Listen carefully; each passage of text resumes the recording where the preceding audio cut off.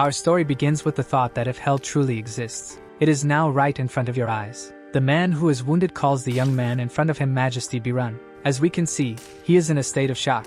Still incredulous about the situation, he calls for the young man named Kyrie as the latter affirms that this is all he can do. Then Berun becomes furious, ordering him not to give up. He wants Kyrie to take up his sword and fight again at all costs. But at this moment, it was already too late. His great and loyal friend had just lost his life on the battlefield. Berun continues to reject the current state of things. He deeply mourns the fall of his friend. Then, slowly, he took his friend's sword. Furious, he screamed desperately as a massive aura emerged from his body. All of this took place in a country created by dragons and humans called Kyris. Kyris had demanded the treasure from his homeland called Secretia. The treasure was called the Axis of Time, as he mercilessly eliminated his enemies. He thought they had been right to refuse Kyris's offer. While lost in thought, someone cast a spell on his back. Looking at the caster, he realized it was too late. Then he lost his hand in that attack. This was the beginning of a war. Still enraged, the man held his sword firmly with the hand that remained. This was the war that would mark the end of his country. And this was the great king of Secretia, Berun Secretia. Suddenly, another mage began casting a spell while chanting glory to Kyris. The magic aimed at him was immense, and he could already smell death. However, his thought was to never give up. He could never let them stop him. Meanwhile, the magic was getting closer and closer to Berun. He slashed through it while shouting that he was the sword of Secretia. At that moment, several people approached. These were the mage troops of Kyris, the strongest mages known as the Balkans. The one who orchestrated all of this was the mad king of Kyris named Planche. Furious, he thought these people had turned his country into a true hell. One of the mages started approaching. He introduced himself, saying his name was Arson, the commander of the Balkan troops. Now face to face with the enemy, he questioned his opponent's name. But as Berun prepared to attack, he said he had forgotten everything. Charging quickly for the attack, he exclaimed that he was just a sword that served the king. His opponent only laughed, mocking the situation. While casting an ice spell, he said he would remember him, attacking with full force and saying he would remember the king of Secretia. Berun fell to the ground after the blow, and his vision blurred.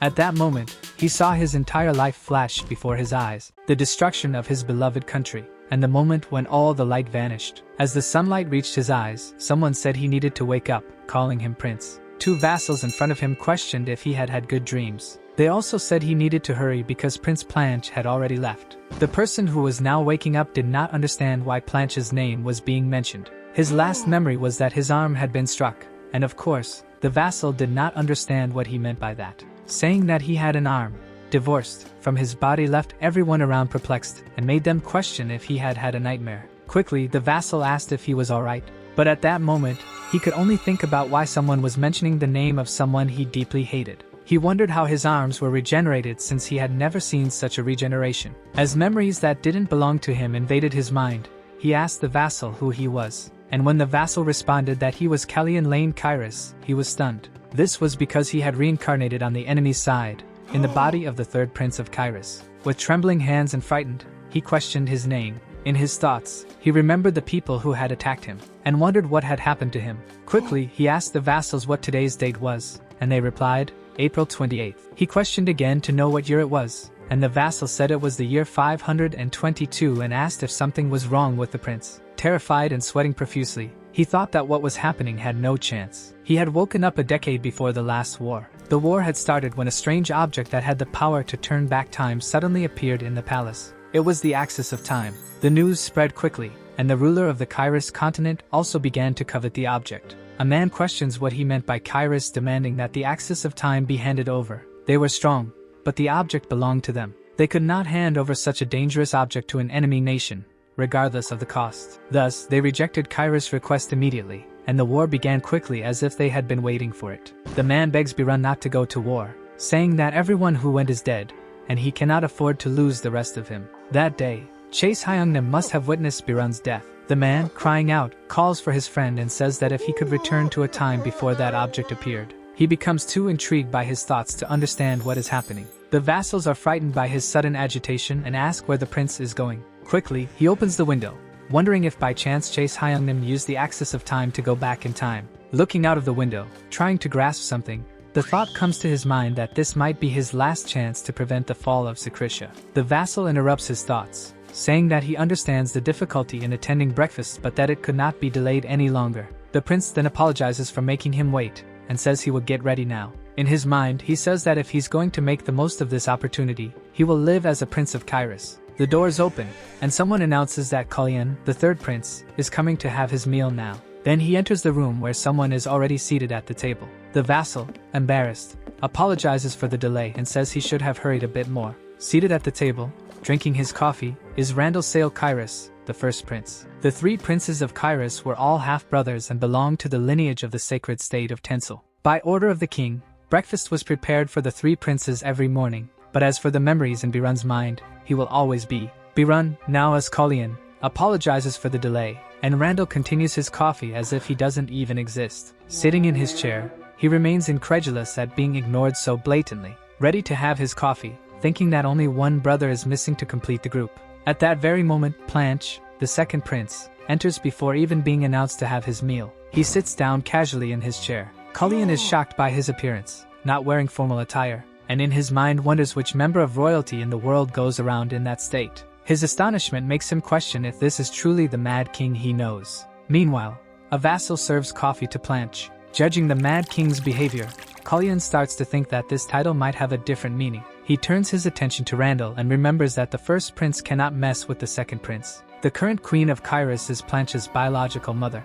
and no one within the royal palace would dare to challenge her authority. He continues drinking his coffee, wondering how he will survive in a place like this. Then Planche notices the third prince drinking his coffee, and calls him reckless, which shocks Callian. He turns his gaze to the second prince, who is now looking at him. Planche then says he doesn't have a drop of decency. After all, he takes after his mother. Callian becomes angry and starts grinding his teeth in rage. He slams his cup back on the table angrily, thinking he must endure this because he can't lose the chance he's been given. All the images of the war flash back into his mind, and he continues to feel the growing anger towards Planche. Callian, with an enraged look, feels the urge to finish off the Mad King right there. Then Planche looks at him with a menacing gaze. A cup falls to the ground, shattering and making a mess. It was Planche who threw it on the ground, and raged at Callian. Then, standing up, he glares at Callian with great fury and asks how he dared look at him like that. Randall quickly taps his cup on the plate, drawing both of their attention. Planche immediately looks at him with a surprised expression, and then turns his gaze of disdain back to Callian, who appears frightened by the situation. Planche begins scratching his head in anger, and quickly, knocking over his chair, says that he is leaving the room. Turning his back to the two princes, he says he's lost his appetite because of that filthy red-eyed brat. Shocked by everything that just happened, Callian looks at the first prince to see his reaction. However, he only tells him to behave. Randall says that their majesty's birthday is approaching and asks if he intends to cause a scene so close to such a special day. Callian, still shaken by the entire situation, doesn't say a word. He only wonders if this situation is truly his fault and not Planche's. Then a servant asks if he is alright or if he is hurt. He quickly begins cleaning the prince's feet, which were dirted by the broken cup, and says that not a day passes without something happening. As the servant cleans him, Callian thinks that at least he has a loyal servant who cares for him as if it were his own body. Despite everything, Callian stands up and places his hand on his servant's shoulder, thanking him for taking care of him. The servant is startled by such an action. The servant then looks at him with a surprised expression, thinking that normally the prince would have just cried in silence. But when he looks at the prince's face, he sees that he is smiling. The first queen of Kyris, Dragon Sesanian, had black hair like the night sky and eyes like sacred flames. Callian was the only prince to have inherited her traits, but the powers he had were lamentable. Callian always tried to hide his red eyes. Looking at his eyes in the mirror, he thinks, since Planche hates my eyes. At that moment, Planche walks behind Callian and says, "Disgusting eyes like blood." In his mind, there are still memories of the prince before he awoke in this body, and it makes him a little uncomfortable. Looking up at the sky, wondering why Callian was afraid to show his eyes to someone like Planche, he calls him an idiot under his breath. The servant nearby asks if something is wrong or if he wanted anything, and the prince says no, that they will go back now. Surprised by his actions, the servant says he's acting strange today and asks if he read a novel about a gentleman, to which the prince replies no. The third prince was born of a peasant concubine. He was afraid of many things,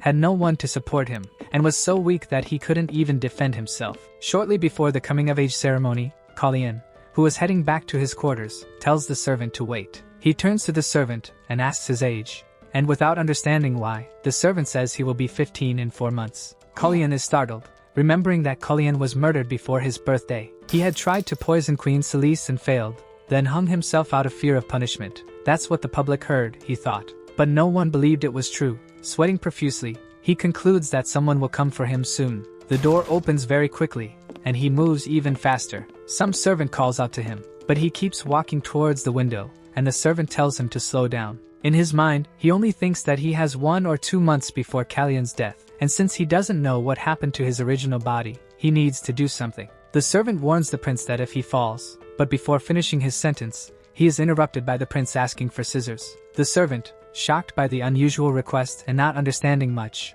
goes to fetch the scissors. The servant hands the scissors to the prince, still somewhat confused. After the prince takes the scissors, the servant asks why he needed them. Then, moving the scissors toward his hair, the prince says it's to change a few things. As he cuts his hair, he thinks that if there's a predetermined future, he will twist it. All the servants in the room are very alarmed, asking what he is doing and saying that Prince Planche won't like it. Then he replies that he can't live like a fool forever just because Planche dislikes certain things about him. He tells everyone to calm down and says not to worry about it. Then, with a look of conviction, he says he will handle it. They head to breakfast, and at that moment, Prince Planche enters, surprised, and asks if he has lost his mind to have done that. The servant is extremely startled by the arrival of the prince, and wonders if this is what Callian meant when he said he would handle the situation. Planche, sitting down casually at the table, says, "Hey, Red Eyes," but before he can finish his sentence, the prince interrupts him, saying, "Callian," while sipping his water. He then looks at Planche with a slight smile, and says that his name is Callian.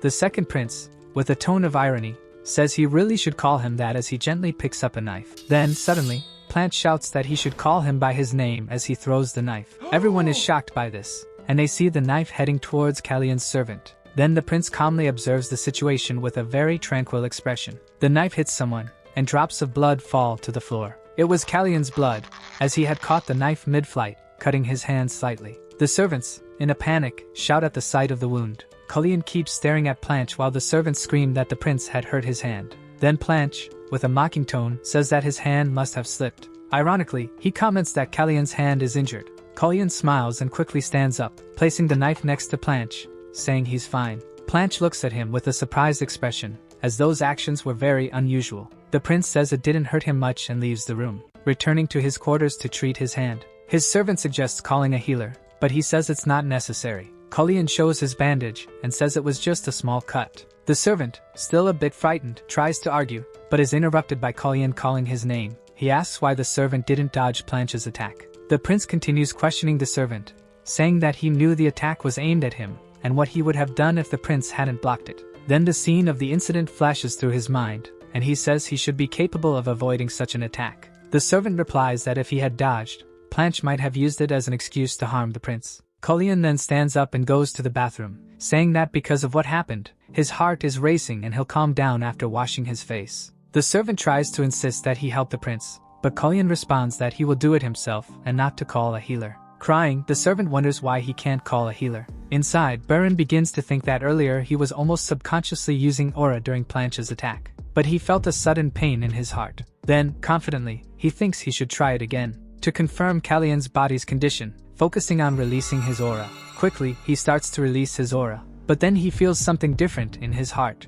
There are 3 mana circles near his heart. He is astonished by what happened and by what he felt. And with that, the question crosses his mind, was Callian a mage? The sunlight streaming through the window illuminates the young prince's room. Inside, sweating nervously, Callian tries to brush it off, and the servant says it has been 3 days already. Then he shouts that his injuries haven't changed at all and that he should do something, but the prince insists he's fine. With a slightly trembling voice, the servant tries to say something but is interrupted by a man in red clothing. The man introduces himself as Sudden Slake, the royal tailor, and Berun asks what's wrong. He bows his head, already apologizing, and mentions Freya. Quickly, the servant interrupts the tailor. The man apologizes for bringing up her name, and Berun thinks he's tired of the reactions after cutting his hair. Callian had suffered for a long time for resembling his mother and began to hate seeing his face, to the point of breaking all the mirrors. So, without giving much importance, Berun says it's fine and that he knows he looks like her, telling the tailor to do what he came to do. The tailor begins taking Berun's measurements, and while measuring, he says the prince should eat more because he's very thin. Berun then says he's eating well. The tailor, afraid of contradicting him, agrees. Looking at himself in the mirror, he thinks that this ends up making others worry. The royal family of Kyris is descended from dragons, and to be exact, they are descendants of 2 of the 8 heroes who sealed the evil god. Those were the hero Hakura and the heroine Sesanian. Sesanian gave the royal lineage of Kyris the power of healing and magical abilities, known as the Blessing of Sesanian. In other words, Callian's injuries should have healed long ago, but it hadn't, Bern thought. While the tailor measured him, he kept thinking that every time he used mana, he felt pain in his heart. He was worried because if it continued like this, he wouldn't be able to use mana and would die when the assassin came. The tailor finished his measurements. The tailor said he would prepare some clothes for His Highness to wear for the king's birthday, but Bern was only wondering if anyone there knew anything about mana. But something quickly caught his attention. It was the king's upcoming birthday. Bern grew anxious because the king would be there, and he is the great mage Elon whom Bern was eager to meet. Elon is one of the 3 out of 4 traveling merchants who are 7th circle mages and the idol of all magicians. In the past, Elon was invited to the king's birthday and visited Kyris, and stories tell how a certain incident led to him being turned away when he arrived at the gates of Secretia. Elon, who couldn't attend the festivities, was elevated to a great mage of the 8th circle after 10 years and proved his abilities. Bern, sitting in his room, thinks that only Elon has enough knowledge of mana to help him. Looking out the window, he reflects that, due to the certain incident, Kyris doesn't treat mages well, so perhaps Elon won't agree to his request. The reason why countless knights travel across the kingdom of Kyris is due to the influence of Planche's mother's family, the Breon family. So Bern thinks that if he can bring Elon to his side, maybe he can stop the war that Planche will start. Then the movement in his room catches his attention. It was the tailor and his assistants, deciding on Bern's outfit and whether to add ribbons and lace to the prince's clothes. Shaking his head, he says he doesn't want ribbons or lace. The servant is astonished, and Bern asks if he thinks he would look good in lace. The day begins with the sun shining through the window and birds singing in the trees while Bern drinks his tea. He finishes his tea while thinking he's getting somewhat used to this life. His hand is almost healed, and Planche has been outwardly ignoring him ever since. Then his servant tells him that in the morning he has a horse riding lesson, and at 7 in the evening, he has plans for dinner with the Queen and Viscount Breon. Bern, not understanding why, asks if the dinner is with Viscount Breon, and the servant says yes, it's because of the king's birthday. Thoughtful, he reflects that he would eventually have to deal with the Viscount. The servant asks if he will also train his endurance today. While putting on his clothes, Bern says that training is just running by the lake beside the palace. Leaving his room with a smile on his face, he says not to worry and asks what could happen. Bern arrives at the training field and begins his exercises. He appears out of breath and very sweaty, thinking he's going to die. Then his trainer, who is right behind him, notices and calls out in alarm. Startled, she asks if he's alright and says his stamina is declining. She is the daughter of the 2nd commander of the outer defense. Leaning against a tree, out of breath, Bern hears the trainer say that with each passing day, he's running fewer laps. Sweating heavily, he thinks that he's really been working out and that his stamina is indeed decreasing. Something must be wrong. Then she says that if it's too difficult, they should call a healer. But he replies that it's not necessary, that he's fine. He knew that if they called a healer, the mana circles would be exposed immediately. Even his servant doesn't know that Callian is a mage, so if he acts recklessly, his life will be at risk. Bern says that his stamina simply failed, and a healer wouldn't help, and the young trainer tries to argue. But he insists he's fine and that he'll get better over time. Then they hear distant shouts instructing them not to look away and to observe the enemy's movements. Bern and the trainer quickly look in the direction of the shouting. It was the knights' training, which had just begun. Then a man in the center of the knights yells for them to train hard so they don't die on the battlefield.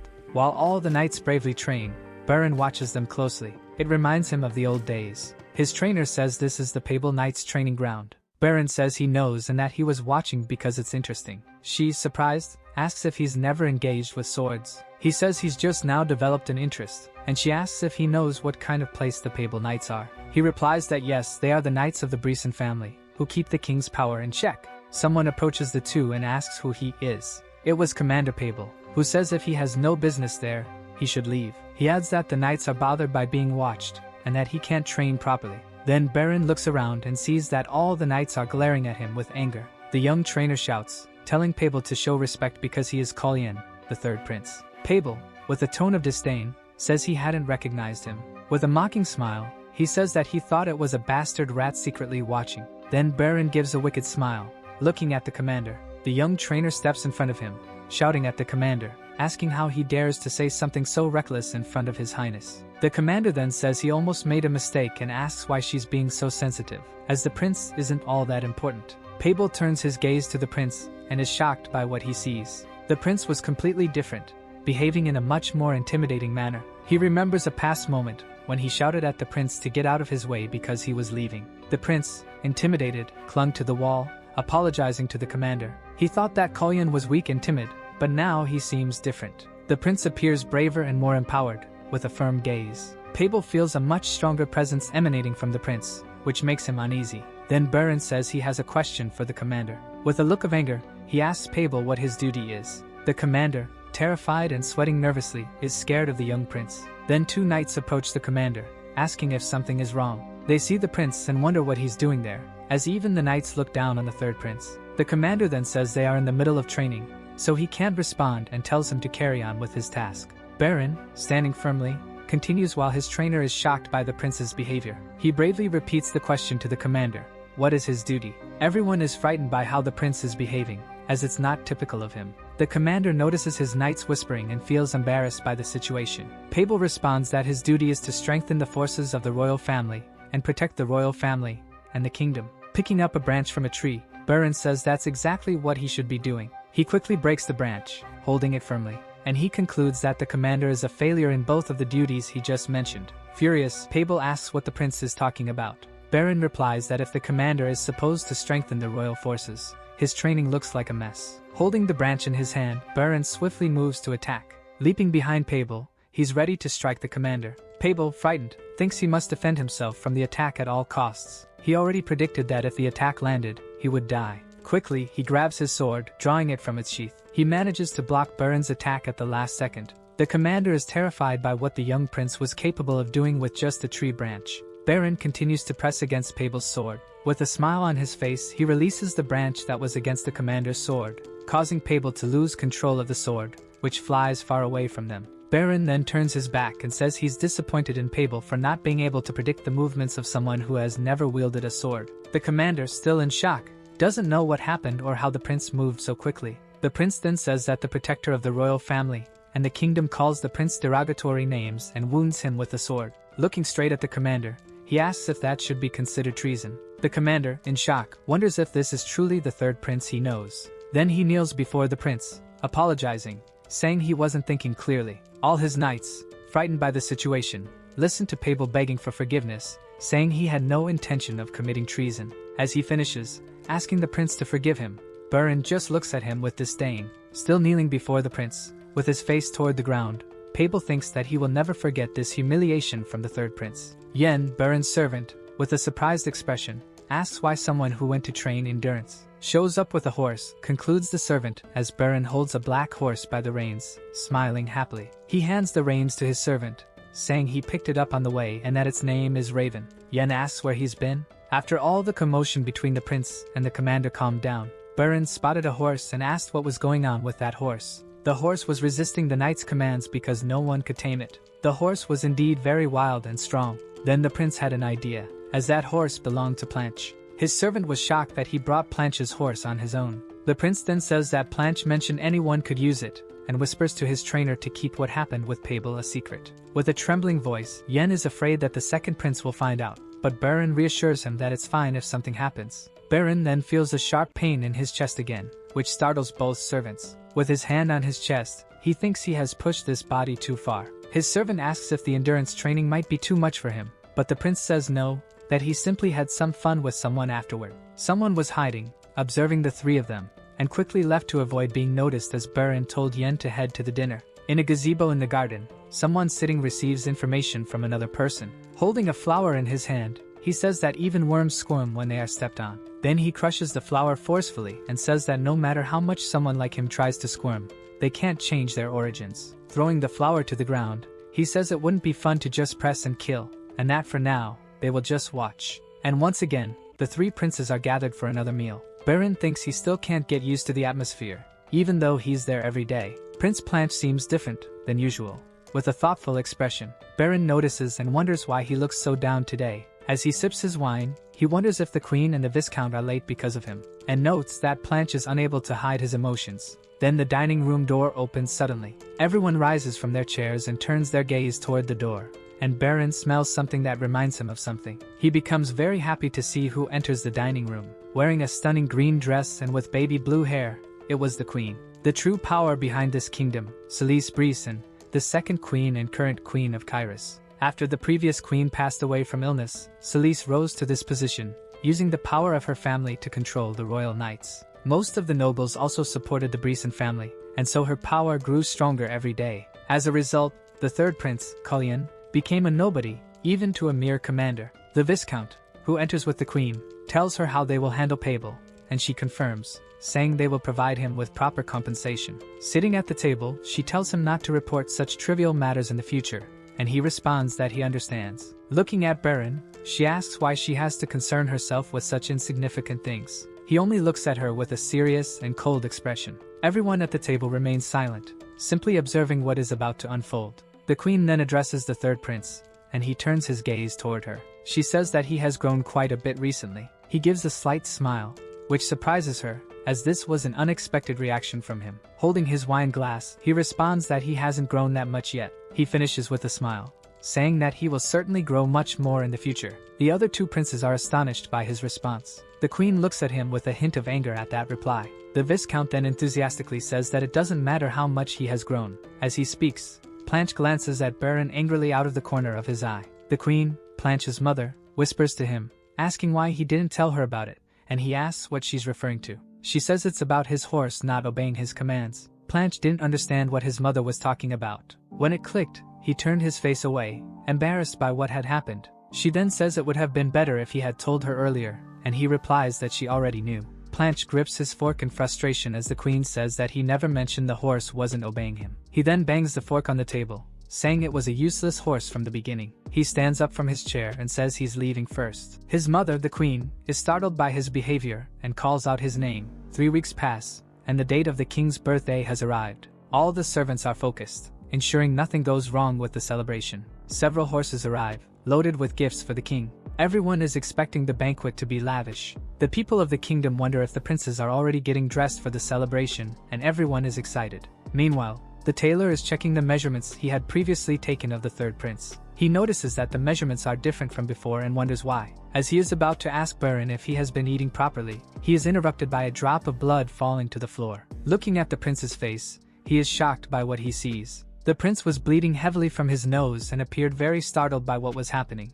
Immediately, all the servants rushed to help the prince, who was bleeding. His servant shouts for another to bring a cloth while the prince says it's not that bad. He explains that it's because he hasn't been sleeping well lately, but Yen insists that's not the real issue. The tailor interrupts, saying that the bleeding isn't the only problem. He points out that the young prince has also lost weight in recent days, and the weight loss is noticeable on his body. The bleeding begins to slow, and Berun knows he has been losing weight lately. With a smile on his face, trying to ease their concerns, he says that he has been exercising a lot over the past few days. Berun starts reflecting that he has been working hard, but his stamina is only getting worse. It always hurts a lot when he uses mana. He suspects there must be something wrong with Callian's heart. The tailor, frustrated, says that this isn't something he should take lightly and asks if he has had a checkup, to which Berun replies that it's not necessary. He wonders why he had to have a nosebleed in front of so many people. The tailor tries to argue with the prince, but Berun firmly says that he's fine. Yen then says that he can't just dismiss this so easily and that the cause of the bleeding is because he's been picking his nose. He continues, saying it must have been difficult to admit such a personal hobby to everyone. Berun is stunned by what his servant is saying as the other servants whisper among themselves. Yen concludes, saying that the prince has been eating and exercising well, so the bleeding must be due to his hobby. The tailor agrees since Yen knows the prince better than they do. Then Yen looks at the prince with a smile and winks at him, leaving Berun still confused. The prince then recalls the day when Yen was worried about his condition, and he had told him that he could use magic and that his issue was related to mana. The prince, feeling a bit foolish, wonders if Yen has decided to ruin his image like this. But he is relieved since his servant managed to come up with an excuse to get them out of that situation. The tailor then says he will adjust the clothes as he had mentioned earlier. He seems a bit hesitant since there's not much time, but Yen reassures him that the prince has other things to do first, so there will be enough time. The tailor leaves, happy that he will have time to complete his tasks, while Yen whispers to the prince, calling him. He nervously asks Berun if it's happening today. Berun becomes thoughtful, as he is anxious about what is to come. He knows he needs to meet the Mage Elon. No matter the state of his health, it will become known throughout the palace. So before that, he must meet the Mage Elon at any cost. The time for lunch arrives, and they head to the dining area, but they are informed that, due to an urgent matter, lunch has been cancelled. Instead, they are told they will meet everyone one by one. The prince is surprised by the sudden change and wonders how they will have time to meet each person individually. Wouldn't it be more efficient to meet them all at once? Berun wonders but follows closely behind the butler. They arrive at the first room, and Berun is a bit nervous because he wasn't expecting a private meeting. The door then opens, and someone tells the prince to enter, as his majesty is waiting for him. He steps into the room and sees a man sitting on the sofa, reading a newspaper. It was the king of Kyris, Romain Leroun Kyris, who remains engrossed in his reading. The third prince bows, greeting his majesty. After that, he slowly straightens up, seeking eye contact with the king. But something leaves him both shocked and surprised. The king didn't pay the slightest attention to his presence and continued reading his newspaper. Berun thinks that while he hasn't always been strictly faithful to Kyris etiquette, he is aware that this behavior is rude. The king finally invites him to sit. The prince congratulates the king on his 38th birthday, and the king asks how he has been. Still focused on the newspaper, the king remarks that the prince seems to be in good health, which surprises Berun. The prince recalls all of his servants being worried about his health. He thought that even the attendants passing by knew that he had quickly emancipated himself. The prince understood why the king wanted to meet with them one by one, even though there wasn't much time. If he met with all three of his children at once, he would have to focus on the conversation, so seeing them one at a time was easier. Because, to him, spending time with his children wanting to congratulate him was a waste of time. Berun found the customs of this family strange, having a father who didn't care about his children, a first prince who was indifferent to everything that happened, and a second prince with no etiquette, who reeked of alcohol and treated his servants terribly. While Berun was concluding his thoughts, someone entered the dining room. The king, with a tone of annoyance, said she was late. It was the queen who had just arrived, and with a mocking tone, she said it simply happened. As the queen entered with a sarcastic smile, Berun concluded that she had enough power to disregard the king. He then smiled to himself, thinking that there was someone among them trying to kill him. While a servant shouted that the event was about to begin, Berun tried to figure out who would send someone to kill him. As the prince appeared before the people, someone commented to another that he was completely transformed. Compared to him, the second prince, Planche, seemed completely drunk. The ones commenting on this were the queen and the king. She concluded that it wouldn't change anything, and people were just making noise about it. While sipping his wine, the king said that something was different, that unlike before, something had changed. Then the third prince was announced, and he entered the hall, drawing everyone's attention, leaving everyone stunned by what they saw. So the rumors were true, thought the people present. The prince with black hair and red eyes, reminiscent of Sesanian. The prince's new appearance caught everyone's attention, especially the fact that he had cut the bangs that used to cover his face. He was also wearing a bright red brooch that enhanced the color of his eyes. It was, therefore, a statement that he would no longer hide. The prince smiled happily while everyone took notice of his outfit. Then his servant Yen whispered in his ear, asking why everyone was staring. All eyes were on the third prince. Yen finished his question, wondering why everyone was looking at his clothes. Then he said he knew the reason, and the prince looked at him, waiting for him to speak. The servant, very pleased, asked if it was because he looked handsome and said that Seton would be happy to see him like this. The prince was surprised by Yan's remark. Berun then said that they were staring because of the jewels he was wearing, and as he explained, he remembered how difficult it had been for the tailor. He told Yen to be happy that it stopped there, as it could have been much worse if he had worn everything, but Yen said he looked great. As they walked through the hall, Berun asked if Yan's family was in Kyris, the capital of Kyris, and Yen was surprised that he remembered that. His servant then said that his younger sister and father had returned to their hometown, but the rest of his family still lived in Kyris. The prince asked if they would come to the royal palace. Yen replied that they would if they received an invitation. The prince stopped and looked at him. Trying to change the subject, Yen asked when he should have Raven waiting in the garden, and Berun realized that he didn't want to answer the question. There must be things he prefers not to say, thought the prince. He responded to Yen's question, saying they would wait for the right moment. The prince mentioned that there was someone he wanted to see, which surprised his servant. Berun asked if Yen knew why this hall was called Siegfried, and Yen replied that of course he knew. It was named in honor of the first patriarch and one of the heroes of the war, Duke Quitros Han Siegfried. The only ducal family in Kyris, the Siegfrieds, despite holding great power, had remained loyal to the royal family for over 500 years with a steadfast commitment to defending Sesanian's territory. Berun recalled how impressed he was when he heard this story while in Bern, and Yen asked if the person he wanted to see was, before he could finish the question, answered yes it was. At that moment, a loud laugh caught their attention, and a man said that Siegfried's summer night was always a classic. Yen then told the prince that he was right there. It was Duke Slayman Han Siegfried,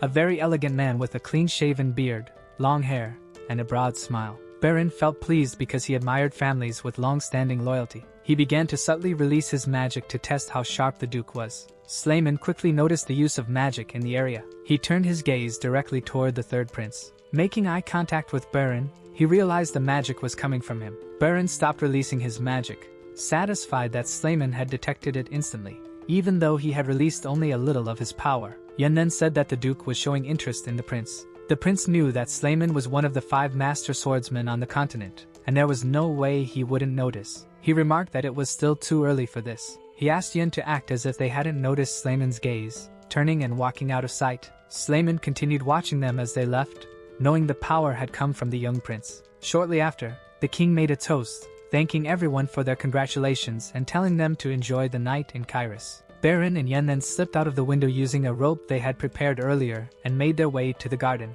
There stood Planche's unruly horse, waiting for the third prince. But under Bern's commands, the horse was calm and gentle, even earning praise from the prince, though Yen warned him not to be fooled. However, seeing how the horse behaved in Bern's presence, Yen admitted the horse seemed intelligent. His servant asked if they should head to the main gate, and the prince replied that for now, no one could enter without an invitation. As they neared the gate, they noticed a commotion among the guards and a visitor insisting that he had traveled a long way. Even so, he was told he couldn't enter and was politely asked to leave. Bern observed the scene and was surprised because he recognized the visitor. The visitor asked the guard if he was being denied entry because he didn't have an invitation. He was Elon Manisil. All the guards were shocked when they realized who the man on the horse was. They became fearful and whispered among themselves. Then one of the guards said that even though Elon claimed to be who he was, he still needed an invitation. Elon smiled beneath his hood. He remarked that it was a pity that Kyris differentiated the status of its guests based on appearance. Confronting the guard, Berun,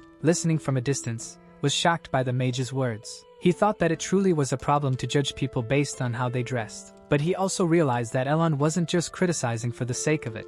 It seemed like he was trying to find an excuse not to enter Kyris. Elon then turned his horse around, saying he would return soon. Berun watched the mage leave and thought he couldn't miss this opportunity. His servant, almost as if reading his mind, said they couldn't leave. The king's orders forbade anyone from leaving during the festival. As Elon slowly rode away from Kyris, Berun realized that if things continued like this, they would lose him quickly. He told Yen to do whatever it took to delay the guards while he rode swiftly toward the gate. As he distanced himself from Yen, who tried calling out to his prince, Berun only urged the horse to go faster. The guards at the gate shouted for the prince to stop his horse immediately. They continued to tell him that leaving was forbidden by the king's orders. With great skill, the prince's horse leapt over the soldiers and continued quickly toward the exit. The guards were left stunned by the situation and the horse's speed. Shouting into the wind, the guards announced that the prince had left Kyris. They rushed to fetch their horses to follow the prince immediately. Yen, still shocked by everything, didn't know how to help the prince in this situation. He remembered the prince's order to do whatever it took to delay the guards. He then motivated himself internally, declaring that he was Prince Callian's attendant, and that his duty was to protect the prince at all costs. In a bold act, he shouted for all the guards to stop immediately. He claimed that Duke Siegfried had granted permission for Callian to leave, but one of the guards retorted, asking who he was to use the Duke's name like that. Untying his hair, he revealed, "I am Saroyan Siegfried." With his hair blowing in the wind, he declared himself the eldest son of Duke Siegfried. Some time passed, and loud laughter could be heard. Yen, or rather Saroyan, sat looking embarrassed while someone next to him laughed heartily. Still blushing with embarrassment, Saroyan said it wasn't something to be proud of. He then called out to his father, who, still laughing, admitted he couldn't believe his son had done something so clever. Playfully, like a father teasing a child, the Duke says that his son has gone off to raise a little one. The Duke then adds that Yen made a good decision, but Yen replies that it wasn't, saying that His Highness might ruin his relationship with the king. Yen's father tells him that he won't ask about what happened. Yen is surprised by this response and his father's calmness, who repeats that he won't ask anything about what transpired. Romain thinks too much. If the boy has Siegfried's help, it will put him in a cautious position regarding our assistance. If there's a relationship where he gets help but faces no punishment, it would be the same as acknowledging a friendly relationship between our family and the prince. And Breon will criticize this if it happens. All of this will probably be buried as if nothing happened, concludes Duke Siegfried. Meanwhile, the prince is still pursuing the mage Elon, and is nearly catching up with him near a fountain. Elon senses his presence, and says it doesn't seem like the prince is here to scold him for not having an invitation. He asks why the third prince of Kyris is following an old man like him. Berun recalls having heard that upon reaching the 7th circle, a mage's aging process reverses. It seems that was indeed true. The prince then remarks that it's already quite late and asks if Elon is simply planning to leave. Elon responds, saying that when he tried to open a closed door, it seemed the threshold was still too high. Bern didn't understand what he meant by that, whether it was a subtle hint or not, but knew he couldn't do anything for Elon. So he says that Elon went to a closed door when another one was opened for him and asks where the invitation for criticism was placed. Face to face with Elon,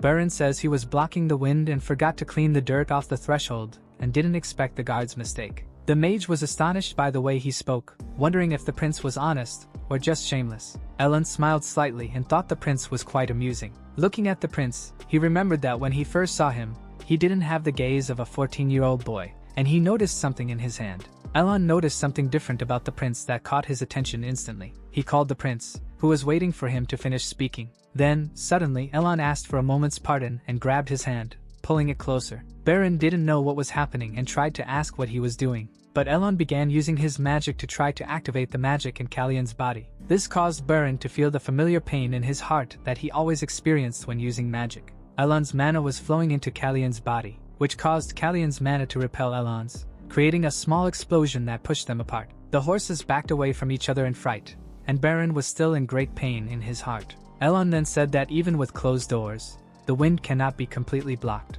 Berun realized that Elon had already noticed the state of his body. He repeated Elon's words, asking, "The wind cannot be blocked?" Berun admitted that Elon was right to some extent, as he couldn't use mana. Elon thought to himself that the problem wasn't the mana and wondered if the prince truly didn't know why he couldn't use it. Looking at the prince's hand, he concluded, if he doesn't know that the real issue lies elsewhere. Then the mage looked intently at Berun as he clenched his fist. The Kyris family mistreats mages despite being descendants of dragons. The great mage had come on his own, intending to make fools of them. But now here he was, in a meeting with the young prince who had followed him to this place. Elon pondered. He then asked why the prince wanted to see him. Berun, still catching his breath from everything that had happened so quickly, began to speak. But he knew that if he lied, the mage would catch on. So he started speaking sincerely to Elon. Berun dismounted his horse, saying that he wanted Elon's name. As he slowly approached the mage, he said that he believed his life would be in danger soon. The prince concluded, "I'm not unaware of the third prince's situation."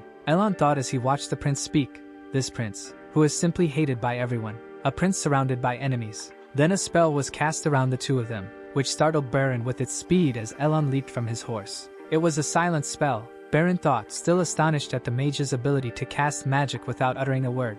Elon then asked the prince what his true goal was. "Do you simply want to prevent this from happening?" Elon asked the prince. "Or are you trying to eliminate the true cause?" he questioned again. The prince responded, saying that for now, he was only trying to prevent it from happening. Elon was surprised by the young prince's answer, who continued by saying that he genuinely wanted to eliminate the source of the problem. He concluded his response by saying that if he needed to take the throne to achieve his goal, then so be it. Elon, with a disbelieving smile, thought that the throne was merely a tool for achieving his objective, while he himself was a prince dying. The prince who resembled Sesanian needed his help to reach his goal, Elon concluded. The mage found all of this very interesting and became quite excited. Then the mage asked for an invitation once again and told the prince to show what he had. Without hesitation, the prince knelt before the mage. He introduced himself, saying his name was Calian Kyris, and saluted his new mentor. Elon Manisil accepted the invitation from His Highness. Looking at the young prince kneeling before him, Elon thought to himself that he would save his life. We return to Yen,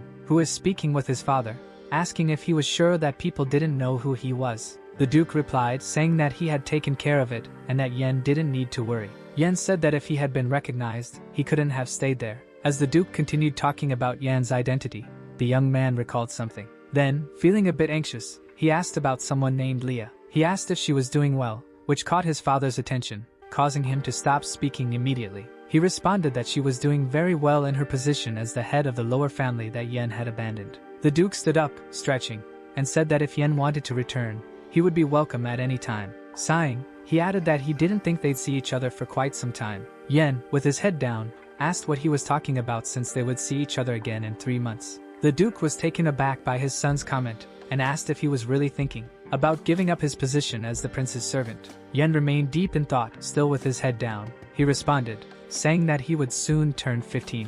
His father was surprised by his response and just looked at him. Then he called his son, who looked at him attentively, and asked if he knew the nickname of the Siegfried family. Yen responded that he did. Before he could finish his answer, his father said he was right. With a smile on his face, he said they were known as the Elephants of Kyris. For a long time, they never vied for the throne. But they knew they were very powerful, and they were called the King of Beasts, untouchable even by other creatures, the Duke concluded. With a thoughtful look, he asked why Yen suddenly had. But he was interrupted by his father hugging him tightly, saying that their name carried great strength. Still embracing his son, he told him to do whatever he wanted to do. Yen grabbed his father's arm, overjoyed by the words he had just heard. Then his father began lightly choking him, calling him a rascal for making him worry, while Yen begged him to stop because it hurt. They continued playing together as father and son under the beautiful night sky. Yen composed himself again to play the role of a servant, and called his father Duke Siegfried. The Duke questioned why he was calling him that, and ordered him to disappear immediately. Yen then bowed before his father, and said he would see him next time. The Duke watched him leave from the bench where he sat, and remarked that this nonsensical stubbornness of his only confirmed that he was indeed a Siegfried. He then recalled the moments inside the hall when the prince had released his magic, and he wondered when the prince had grown so much. Gazing up at the night sky with the beautiful full moon, he pondered what the prince was truly planning to do. The next day dawned beautifully, with a blue sky like the sea, filled with clouds as horses approached. A carriage entered, and the people were in disbelief at what they saw. Could it really be that crest? 7 red flowers and a silver cane were the symbols on the crest. A lady told a man that she had heard his contract with Breon had ended, and the man asked how he was now in Kyris. "Isn't it an obvious decision, considering what he's been through?" the woman asked. "If it weren't for the king, he would have left already." The woman asked if it was because of the rumor they had heard earlier, and the man inquired if it was true about Elon Manisil's son. As the man spoke, someone descended from the carriage. It was Elon Manisil, dressed in black and white, with his hair down. He got out and smiled, thinking that his new disciple had done something quite charming for him. He recalled the young prince's request for him to arrive exactly at 9:30. He had also been told that he would need to pass through the open door at that time. Elon wondered if His Highness was trying to compete with the Breon family, and if so, it wouldn't be an easy task. Berun was waiting for the moment to introduce the mage to the nobles and shake things up. Then a man approached, expressing surprise at the sudden visit from the mage Manisil. It was a group of servants, and they informed Elon that His Highness had been expecting the mage's arrival. While having tea with someone, the man inquired about what was said. It was the king who was having tea with the mage, questioning him because Elon had asked for a place to stay. The king asked again to confirm if the mage really wanted a place to stay in Kyris. Elon, very calmly, replied that he did, as he needed a place to stay in Kyris. The king then pondered the mage's sudden request. He had been thinking that in order to compete with Celise, he would need a power like that of Elon Manisil. But the king hadn't expected the mage to offer this first. He then tried to figure out what Elon was planning. As Elon drank his tea, he mentioned that the previous night, in the square, he had seen a black cat with red eyes, leaving the king somewhat confused. The mage continued, saying that the cat was intelligent, so he thought about teaching him something, but he had no place to stay, which surprised the king. The king asked what Elon wanted to teach the cat. Elon replied that he wanted to teach the cat magic, of course. And not just that, but he also wanted to create an environment the cat would enjoy. If he wanted to do this, he would need to help the homeowner, and also tidy up the house. The king was astonished, realizing that Elon seemed to know everything that was going on. He asked if Elon was capable of handling all of this. Elon knew that by accepting Callian as his disciple, Breon wouldn't be able to interfere, and he could help His Highness without being hindered. He told the king that all of these thoughts were the true invitation from Prince Callian. The king slammed his hand on his leg and quickly stood up, saying he would arrange a place for Elon to stay. With a smile, Elon thought to himself that the house was already a mess, so nothing could make it worse. The king then said he was curious for one reason because he had heard that the boy wasn't anything special. Elon asked, "Not special?" and thought to himself that even Callian's health condition was unnecessarily special. It had reached the point where it was difficult to find anything normal about him. The king continued, saying he had heard the boy had many fears, even a fear of horses, yet still went after him.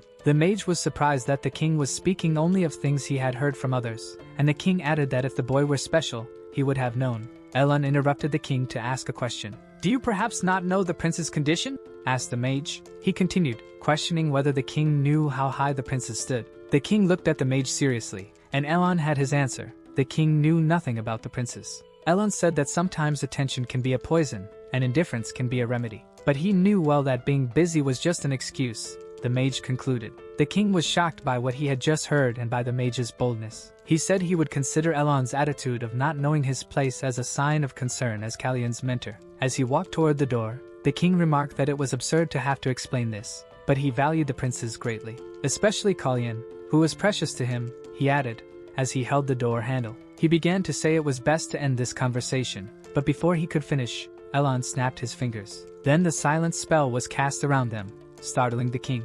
Elon grabbed the king's attention, telling him to stop stalling. The king asked what he was doing and how he was able to use magic in the royal palace. Elon began explaining things about Callian. His lips were dry, he was short of breath, and his skin had a bluish tint. His nails appeared purplish underneath. His clothes were clearly adjusted in a rush, and considering they were ready a month ago, he must have lost a lot of weight. He tried to stand but was unable to lift his body. With his eyes closed, he felt dizzy. The king was shocked by the many facts that Elon was stating. Elon continued, saying that if the king remained just a spectator, he would lose everything. A maid approached Yen, who was standing by the prince's door. She mentioned that it was almost lunchtime and that the prince hadn't had his morning tea yet. So he took the tea from her and said he would be careful in case the prince coughed. He entered the room and saw that the prince was still asleep in his bed. The prince appeared very tired and looked very thin. Yen thought to himself that the previous day had been a bit hard on him. As Yen was about to wake the prince, Elon suddenly appeared behind him, asking if the prince hadn't woken up yet. Yen then realized the mage's presence, and at first, he didn't understand what had happened. But then, startled, he threw the tea tray up in the air, scolding the mage for appearing out of nowhere. He asked how Lord Manisil could act like that, and Elon replied by saying he had heard that strangers weren't allowed in the palace without permission. "So you teleported because you didn't have permission?" Yen asked, to which the mage responded that it was a rift, much more difficult, and he was very skilled in magic. Yen, regaining his composure, told him to leave because the prince's health wasn't. Before he could finish his sentence, Elon stepped closer, asking if he didn't recognize him. Elon said that Yen had come to Bern a few years ago. "Did you think I wouldn't recognize you just because you've grown?" Elon asked, and he called him Baby Elephant, which left Yen very surprised. He remembered that his father had said no one would suspect him of being his son. With a shocked expression, Yen thought to himself that he had been caught, and quite quickly, too. The prince then woke up in the middle of their conversation and asked how long he had slept. Before answering, Yen informed the prince that he had a guest. The prince asked who it was as he sat up and spotted Elon in his room, calling him teacher. Elon then handed the prince a small red pouch containing something inside. The prince untied the knot to open it and asked what it was. He poured some small balls into his hand while Elon told him to eat one a day, without forgetting. Berun asked if it was medicine, and Elon told him that right now, he was facing two problems. The first was that the prince couldn't control his mana, and the second was that his body was losing weight rapidly. The prince remarked that even without saying anything, Elon could perfectly understand what was happening to him. Elon asked if the prince had the power of the blessing, and the prince confirmed, saying that it gave him the ability to heal and an affinity for magic. Berun recalled that, despite this, even his healing power seemed to have disappeared, remembering when he injured his hand. He asked Elon if there might be a problem with his heart. Elon, now serious, asked if he had ever thought of it as a strange combination, which left the prince deep in thought. Berun said that he had wondered if the power of the blessing had strengthened his heart, as the origin of both mana and life resides in the heart. Elon confirmed his question, saying that the blessing's power indeed strengthens the heart. Then, with a serious expression, he said that his blessing's power hadn't disappeared, his heart hadn't failed, and his mana wasn't blocked. Curious, the prince asked what it was then, and Elon questioned if he had never thought about it. "What if the blessing of Sesanian hasn't disappeared but is being used to its limits somewhere else?" asked Elon. The young prince was surprised by Elon's words and thought that the blessing's power was being affected, to the point where he couldn't even heal small wounds. Then, frightened, he asked Elon if it could be some kind of poison in his body. "If it weren't for the blessing, you'd already be dead," the mage replied. The prince, terrified by all of this, listened as Elon explained that curing such deadly poisons puts a lot of strain on his body, and his healing power was at its limit. Moreover, he had tried to use mana in that state. Because of this, his heart had rejected the attempt. Berun reflected on what was happening with this body. Originally, Callian had been assassinated, but he had already been poisoned before Berun possessed his body. It wasn't something planned right before it happened, thought Berun. Angrily, he wondered, why did they have to hang a child who was going to die anyway? Elon noticed the rage that the young prince was feeling. He thought, this isn't the kind of bloodlust a 14-year-old should have. What is he really?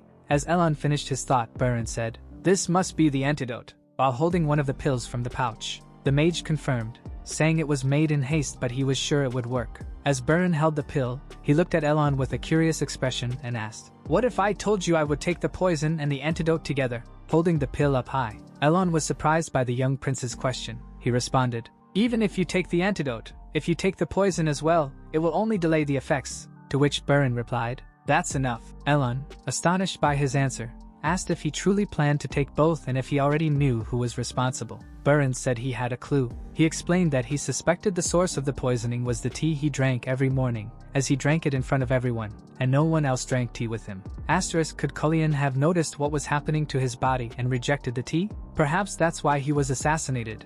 Berun thought. He knew the situation had changed after he possessed that body, so he wasn't sure what methods might be used next to eliminate him. He told Elon that until he figured out the method, he needed to keep everything secret. The mage questioned if that was truly the only reason. Berun said that if he revealed the morning tea as the problem, Yen and the other servants would be at risk, and that wasn't something he wanted. The culprit had been doing this regularly, so they were confident they wouldn't be caught, said the prince. Sighing, Elon remarked, "The baby elephant will be fine." Berun didn't understand what he meant, but the mage just told him to forget it. Elon said that, in any case, he understood Berun's situation, and he asked what Berun planned to do next. In his memories, Berun recalled a man calling him a fool, and telling him that to take someone's trump card, you first had to offer something of your own. "In times like these, I think of you, father," he concluded his thought. He then asked Elon to escort him out of the palace the following morning. The day began with someone shouting, calling for Prince Planche and asking him to wake up. As the door burst open, someone entered the prince's room very quickly. His servants tried to wake the prince, but were soon ordered out by the person who had entered the room. She yanked the canopy off Prince Planche's bed in one swift motion. It was the queen, saying, "It's already late for you to be preparing for the afternoon schedule, don't you think?" She finished questioning him. Planche sat up in his bed, shirtless, looking exhausted. The queen was taken aback by the strong smell of alcohol. She asked him if he still couldn't pull himself together despite being forbidden from drinking at the square ceremony. Calmly, Planche picked up the glass of water beside his bed and asked why she was there. He told her to just answer and leave, which made the queen so angry that she bit her lip. She said that apparently, Callian had decided to take on a mentor, the 7th Circle Mage, Elon. As Planche finished drinking his water, she added that the aristocrats were already wavering. The second prince, showing no interest, asked what that had to do with him. The queen then approached Planche abruptly, her eyes furious, and told him that all the resources invested in him had better not be wasted. She ordered him to get ready immediately. "There will be many eyes watching you today," the queen told Planche. "So you'd better not disappoint me," she said, leaving the prince's room. Planche was furious with everything that had happened. He threw the glass in his hand onto the floor. His servants were startled and said that he was bleeding. Drops of blood fell to the floor, and Planche told them to leave. Shouting angrily, he ordered everyone to get out immediately. In his mind, he pictured Callian's smiling face with those red eyes. The second prince was seething with rage at the situation. The royal family parades through the kingdom while the king is cheered by the people. They congratulate him as he waves with a gesture of gratitude. The queen, inside the carriage, only observes the euphoric crowd. Right behind come the 3 elegant princes on their horses. The child on his father's shoulder is happy to see all the princes there. His father comments that the one coming far behind is the one he wanted to see the most. It was Prince Callian,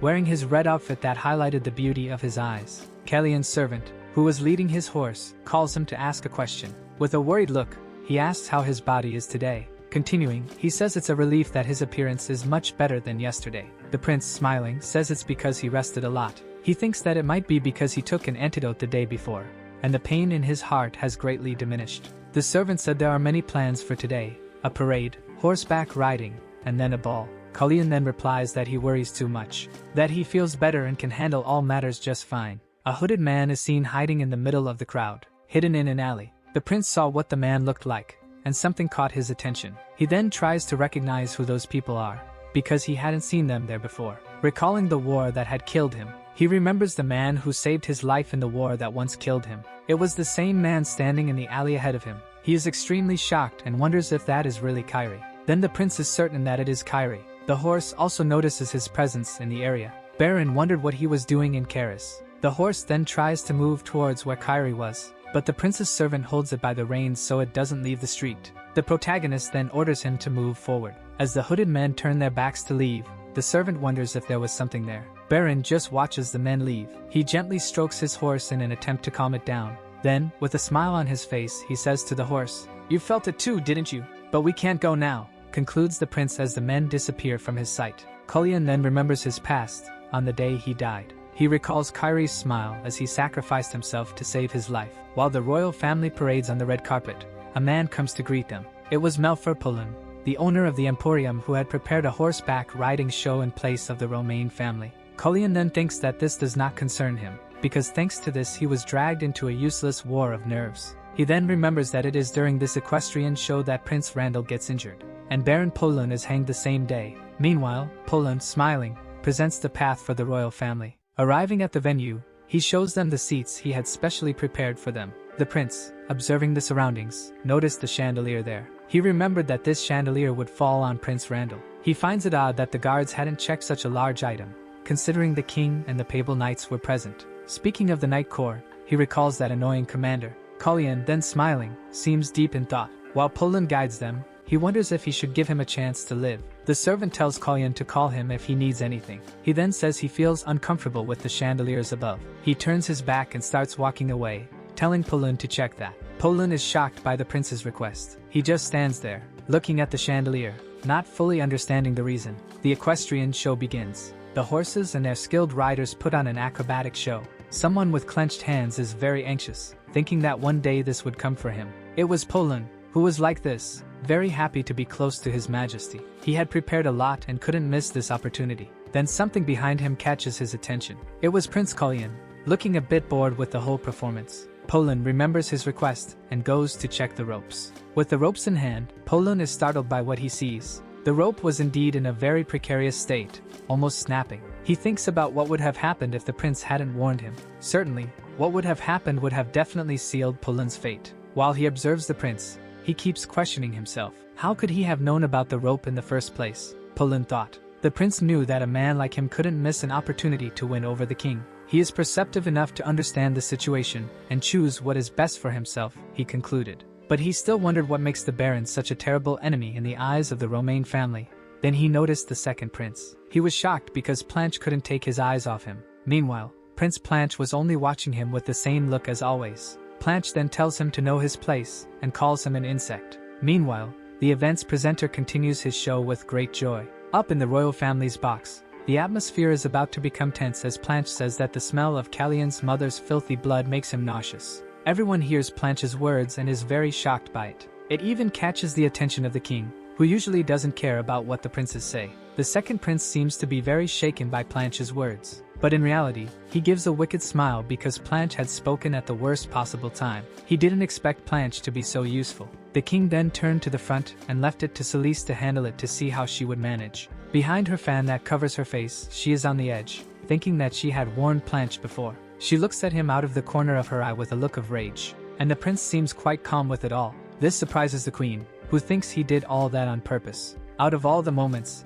it had to be today. Rumors quickly spread that the second prince spoke unacceptable words in the presence of the king. People are worried because they can no longer support Planche openly since Callian has earned the loyalty of the Mage. Thus, it is possible that he may be the next chosen heir to the throne. So, people cannot remain idle. The moment to decide who will receive their support is approaching. The show ended without any accidents. Randall avoided the unfortunate accident, and the king did not reprimand Planche for his boldness and disrespect. Callian then thinks that things are certainly working in his favor. But Celeste seems calm, considering that her plan was completely ruined. As he observes the queen, he wonders if she is the mastermind behind it all. In his mind, memories of his past life come to him, a man asking what he thought of the accident he just prevented.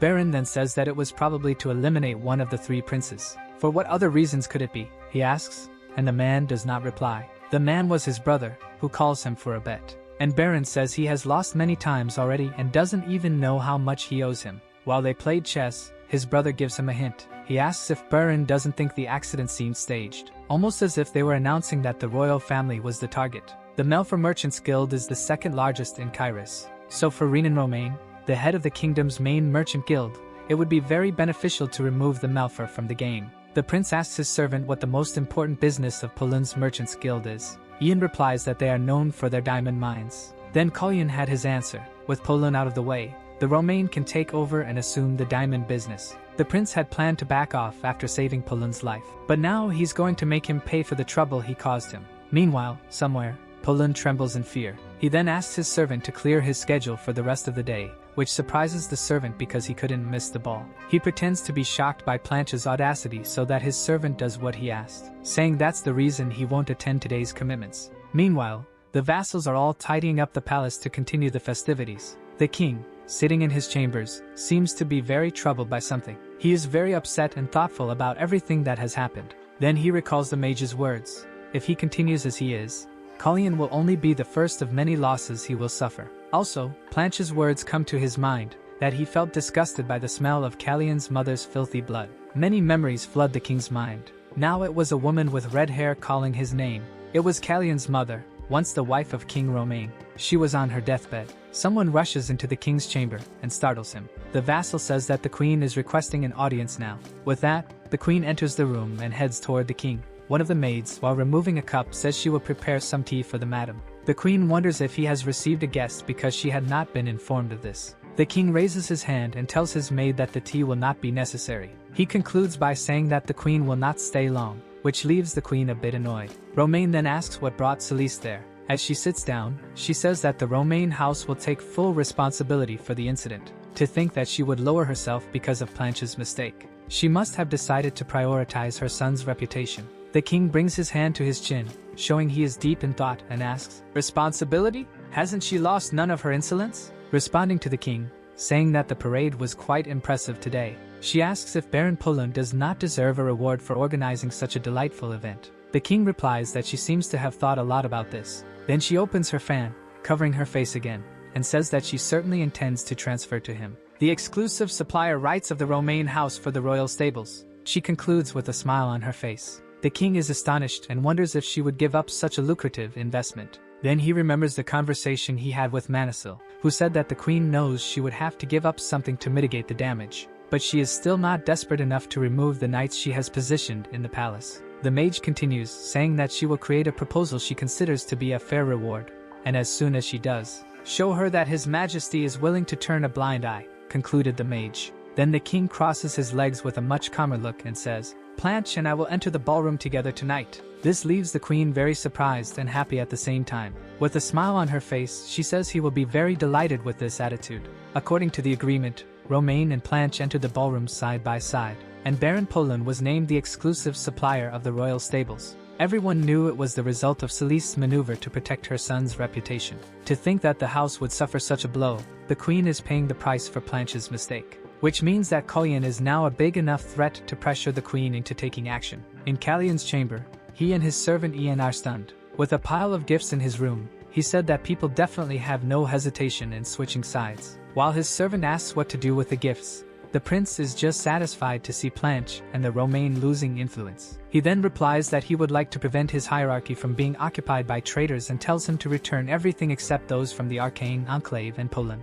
As he walks out of his chamber, he tells him not to forget to create a list of the senders. While leaving, he looks at a particular gift that catches his attention. A very large, very bright jeweled necklace, with all red gems. This not only surprises the prince but also all the vassals in that room. Then he asks if that was a horse necklace. He said it's quite specific and asks if Ian mentioned anything, and he replied that he only said the young master liked the raven. That was an unexpected gift. He wondered, jewels for a horse and none for the master? He thinks he is being tested. Accepting that gift would mean allowing him to settle the life debt. Then he would send another treasure, this time to the prince, and consider the favor fully paid. Then the young man, with a smirk, thinks that it's not going to be that easy. He would not be satisfied with a mere jewel. He told his servant to find out how much the necklace costs and send the money to Poland, and then asks if they are buying it, and the prince said they are not buying it because it's unique. While pointing to a carnivorous plant, he said that the prize for originality goes to that one. Ian took it to see who the gift was from, and it was from the Arcane Enclave. The prince, surprised, says, "Sorcerers and their sense of aesthetics." While picking up a paper to read, his servant said it is quite rare and that there are some instructions here. It's a magical flower that releases bioluminescent pollen upon death, popular among herbologists. At first, the prince didn't seem to understand the reason for the gift, but then something clicked in his mind, and he smiled as if he had understood now. His servant then asks if he should send it back to the Enclave, and the prince said no, that they will keep it. While the maid arranges his room, the young man seems to have had an idea. Then a scream from Ian catches the maid's attention. In the background, Ian asks if everything is okay, and he replies that yes, it just slipped out of his hand. The teacup had fallen and spilled everything on the floor. Ian tells one of the maids to clean up the mess, and while cleaning the prince's clothes, he noticed that the tea had spilled on the flour. The flour had become partially covered with the tea liquid. While a maid was cleaning the mess, Ian asks if that won't harm the plant. The prince says aloud that no, it's not as if the tea were poisoned. This statement surprises the maid, and he tells them to leave the flower pot where it is because he liked it. Two men ride on their horses as one thanks the other for taking time out of his busy schedule. It was the prince and the mage, who said he couldn't refuse while the young man was risking his life. The mage said that he seems much happier outside than inside. The prince agrees. He was going to say that it was his first time, but he changes the sentence and says he was just looking for some fun. He needs to remember that he is Callian and no longer Bern. He asks the mage if he really got his majesty's prescription for this excursion. The mage said that the request must be reaching him now. Berun is not surprised by what the mage did and considers himself just as guilty as he is. He recalled sneaking away from Ian to go with the mage, who says that he was his apprentice. The prince is pleased and said he would take that as a compliment. Manhwa asks if he's taking the antidote regularly. Berun then looks at the mage with a very serious expression and says that yes, besides that, he took a dose earlier today and is feeling much better now. So much so that the poisoner is starting to panic.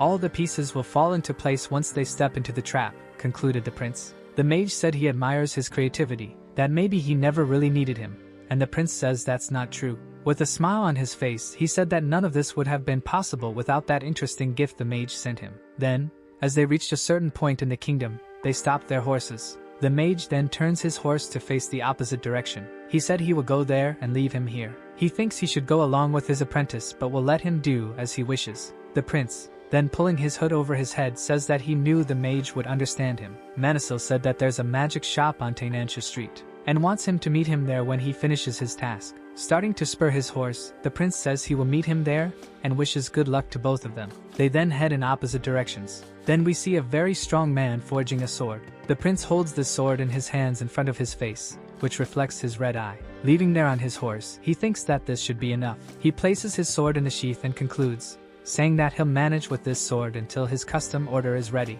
Standing in a dark alley a bit ahead of the blacksmith shop, he thinks that to proceed from here on out, he only needs information. Secretia maintains a network across the entire continent to obtain information from other nations. However, these spies do more than just gather information. Each agent undergoes years of rigorous training to become an elite assassin, and the people who built this network of assassins are none other than King Berun, who was Bern's father, the prince's past self. He covers his face well with a hood, and moves forward in the dark alley where he sees two men who appear to be drunk. He is already near the Pigeon Mail Center on Narasha Street. Berun knew how dangerous the assassins could be, as the one who trained them was him. As the drunken men pass by the prince, he just adjusts his hood so that he won't be recognized. Now, being one of the princes of cares, if the assassins notice his presence there, they will probably try to kidnap him or do something even worse. Black hair and red eyes are simply too eye-catching. He knew that the best thing to do was just to keep his head down. Then he enters the Pigeon Mail Center, a rather large place with apparently 2 floors and many birds. As he walks through the place, he thinks it's much bigger than it looks. Then a young man who appears to be an employee asks if he's looking for a carrier pigeon, and the prince replies that he is not. He says that the birds haven't woken up yet, which catches the attendant's attention. The man says they are the drowsy type. The protagonist says they must have traveled a long distance because they look tired, and the man says that's why they're sleeping. While observing a bird that seems to have the shape of a key on its back, Berun says that's where the birds rest. Then the man asks him what he is doing there. He promptly responds that he wants bird food. The man said he came to the right place, but in the blink of an eye, the prince is attacked by the attendant, who just cut off a piece of the young man's hood. With his dagger against the back of his neck, he says he doesn't remember selling any pigeons recently. Berun then thinks that this man is no ordinary fighter, and that Callian's body was not ready to face him. Placing his hand on the man's dagger and lowering it, the prince says that it's obvious that he hadn't sold any birds because he just arrived in this kingdom. The man just observes with a calm and serene look. Here, birds mean spies, and bird food means information. Secretion spies keep their identities hidden even from their allies to avoid compromising the mission if one is captured. The man then asks him whose spy he is. The prince gives a half smile and remains calm. He knew they had no way of knowing, even though he used his father Nebulade's name to disguise himself as a Secretion spy. He then responds that he is one of Nebulade's. The man is very shocked by his words. This makes Callian the first Cyresian prince in history to spy on his own kingdom. Calmly, he says that if that's settled, he would like to receive some information as he has just left the nest. Then the man opens a secret passage. He tells the young man to follow him as he walks ahead. While he attentively watches the tunnel, the man says they will run into each other quite a bit there, and that he can call him White Hawk. And the young man responds that he can call him Red Swan. The man then says he will certainly remember that name. They arrive at a place full of books, and the man asks what kind of bird food he's looking for. Berun says it's an item and a piece of information. The man then says it will cost 8 fire ends. He emphasizes that payment is upfront, which surprises the prince, thinking that the man doesn't even know what kind of information he's looking for. He wonders if he's trying to confuse him. The man replies without even being asked that they charge a flat fee in case he's wondering. He then hands the young man an item and a piece of information. Taking the paper, he opens it and starts reading and asks if he's sure that this is the correct location. The White Hawk then says it's the only place that meets his request, and then the prince thanks him for his help. As he was about to leave, the man tells him to be careful. This catches his attention because that man didn't seem like someone who cared about another's well-being. The hawk then says that it's not exactly the safest place. Then the prince, opening the door, agrees with him. Of all the dangerous things in this place, I'm sure nothing is more dangerous than you, White Hawk, thought Berun. The prince then continues his path to find the destination he wanted to reach. Near the bridge where he had to cross, there was a group of people in front of it, and he wonders what they are doing there as he tries to pass unnoticed. But then his horse gets startled by something. The prince then tries to calm the horse because there was no reason for it to be frightened. Then a man from the group of people approaches the young man. He says that the dead are embarking on their final journey, and if he is not in a hurry, asks him to wait for a moment. The prince doesn't understand what he means by the dead, but looking at the river, he realizes it's a farewell ceremony. Dismounting from his horse, he says that he can wait and that he would not want to disturb the dead on their final journey. Each nation has its own way of bidding farewell to the deceased. Cyresians believe that souls leave the world in red flowers along the river. Crossing bridges while they pass is said to lead the souls astray from their correct path. In his homeland, Secretia, we place sinistar flowers on the graves to mourn the dead. The white petals of the sinistars wither when the sun rises and bloom purple under the night sky. They serve as a reminder that the living and the dead, like day and night, will forever be separated. This rite provides closure for the Secretian people when they say goodbye to their loved ones. Berun patiently waited for the people's rite to end, and in his thoughts, he wondered if his brother also placed a sinistar flower on his grave, or he might have used the Arcus Tempus before that, the prince thought. Then the idea came to his mind that he might be a lost soul who was led down the wrong path. The man who had asked him to wait for the rite thanks him for waiting until they finished, and says that now he can continue on his way. Then the young man just observes without saying a word. He mounts his horse, thinking that no matter what happened before, he is now the Prince of Kyris. Then he removes his hood and tells the man that now the souls can travel peacefully, and that may they rest in peace. The man is astonished to see his face. The prince then continues his way, crossing the bridge. Meanwhile, the man watches him leave, and another person calls his attention to conclude the rite. She asks if something happened to him, and he says no. That was Arsen, High Magistrate of the Valkenum, the man who caused Berun's death when he was the Prince of Secretia. He then removes his hood and tells his companion that the man he was talking to seemed like a good man. Every shop I've passed until now has had the name Sesanian, Berun thought. Standing in front of the tavern named Sesanian, he said, "This is really incredible." And in the end, the spies who always said that Ceres is full of Sesanian followers were not wrong. He enters the tavern, and a man welcomes him, saying he will find a table for him. Then the young prince says it is not necessary. He says he has business on the 4th floor, pointing upwards. Then the man is very surprised by his response. With a slightly choked voice, he agrees and opens the door for him to enter. Then the man shows the prince the way, and he follows right behind him. The man then opens a door and wishes him a pleasant time. Callian then enters a completely empty room with only tables and chairs. Then he notices a coat rack fixed to the wall that has an additional detail. He then recalls the information he bought from the White Hawk. It was the location of the Criminal Activity Center in the royal capital of Ceres. The prince grabs the coat rack and, turning it to the left, activates the mechanism. This mechanism opens a secret door right next to the coat rack. Asking to be taken to the 4th floor of this 2-story building is the password to get there, which means that the upper floors are just a front for a hidden underground basement. Going down the stairs, he continues thinking that the establishment he's looking for is not the gambling house on the 3rd floor where small amounts are bet, but rather what is hidden even further below. Then the prince reaches a door and slowly opens it. There, men are fighting fiercely against each other. It seemed to be a fighting ring, and there were many people around watching the fight. This was where the prince wanted to go. The crowd around fiercely demands that they treat each other more kindly, as they had placed bets on the more affectionate one. Then the announcer shouts that they have a victor. Another win for Gerard the Gentle. Payment slips will be distributed shortly, and those who bet on the white, don't forget to claim your prizes, announces the presenter. As the man who lost is dragged out of the ring, the crowd curses him fiercely. The prince, standing in a corner, thinks, the strong smell makes the air suffocating, and the screams of those who have abandoned their humanity. What a repulsive sight, concluded the prince as he watched that chaos. A man then comes close to Berun, catches his attention, and tells him that he forgot to pay. Berun pays the man, who then calls one of the attendants to take him to table 27. A very beautiful woman with blue hair and a red dress approaches him. She takes him by the arm and gestures for him to follow her, making him wonder if she has a problem speaking. The woman then turns around, and Callian notices her ear. The prince is shocked because her ear had been mutilated. It doesn't seem like they're wearing these clothes by choice, and the tracking collars around their necks, the prince observed. And as he was deep in thought, realizing they were kept under constant surveillance, she poked him. She pointed at him, and then at the tray right after, as if asking if he wanted to place a bet. Berun puts his hand in his pocket, thinking that he should probably make a bet. I'll dance to their tune as well until I get what I came here for, he thought as he placed his money on the black side of the tray. The rules are simple in places like this. Bet your money on the fighters, and the winning side receives double. If you bet 3, you leave with 6. If you bet 6, you receive 12, and with enough winnings. Then the announcer declares the winner of the 10th match of the night, Pantheron of the Steel Legs. Once again, the announcer announces that payment slips will be distributed soon.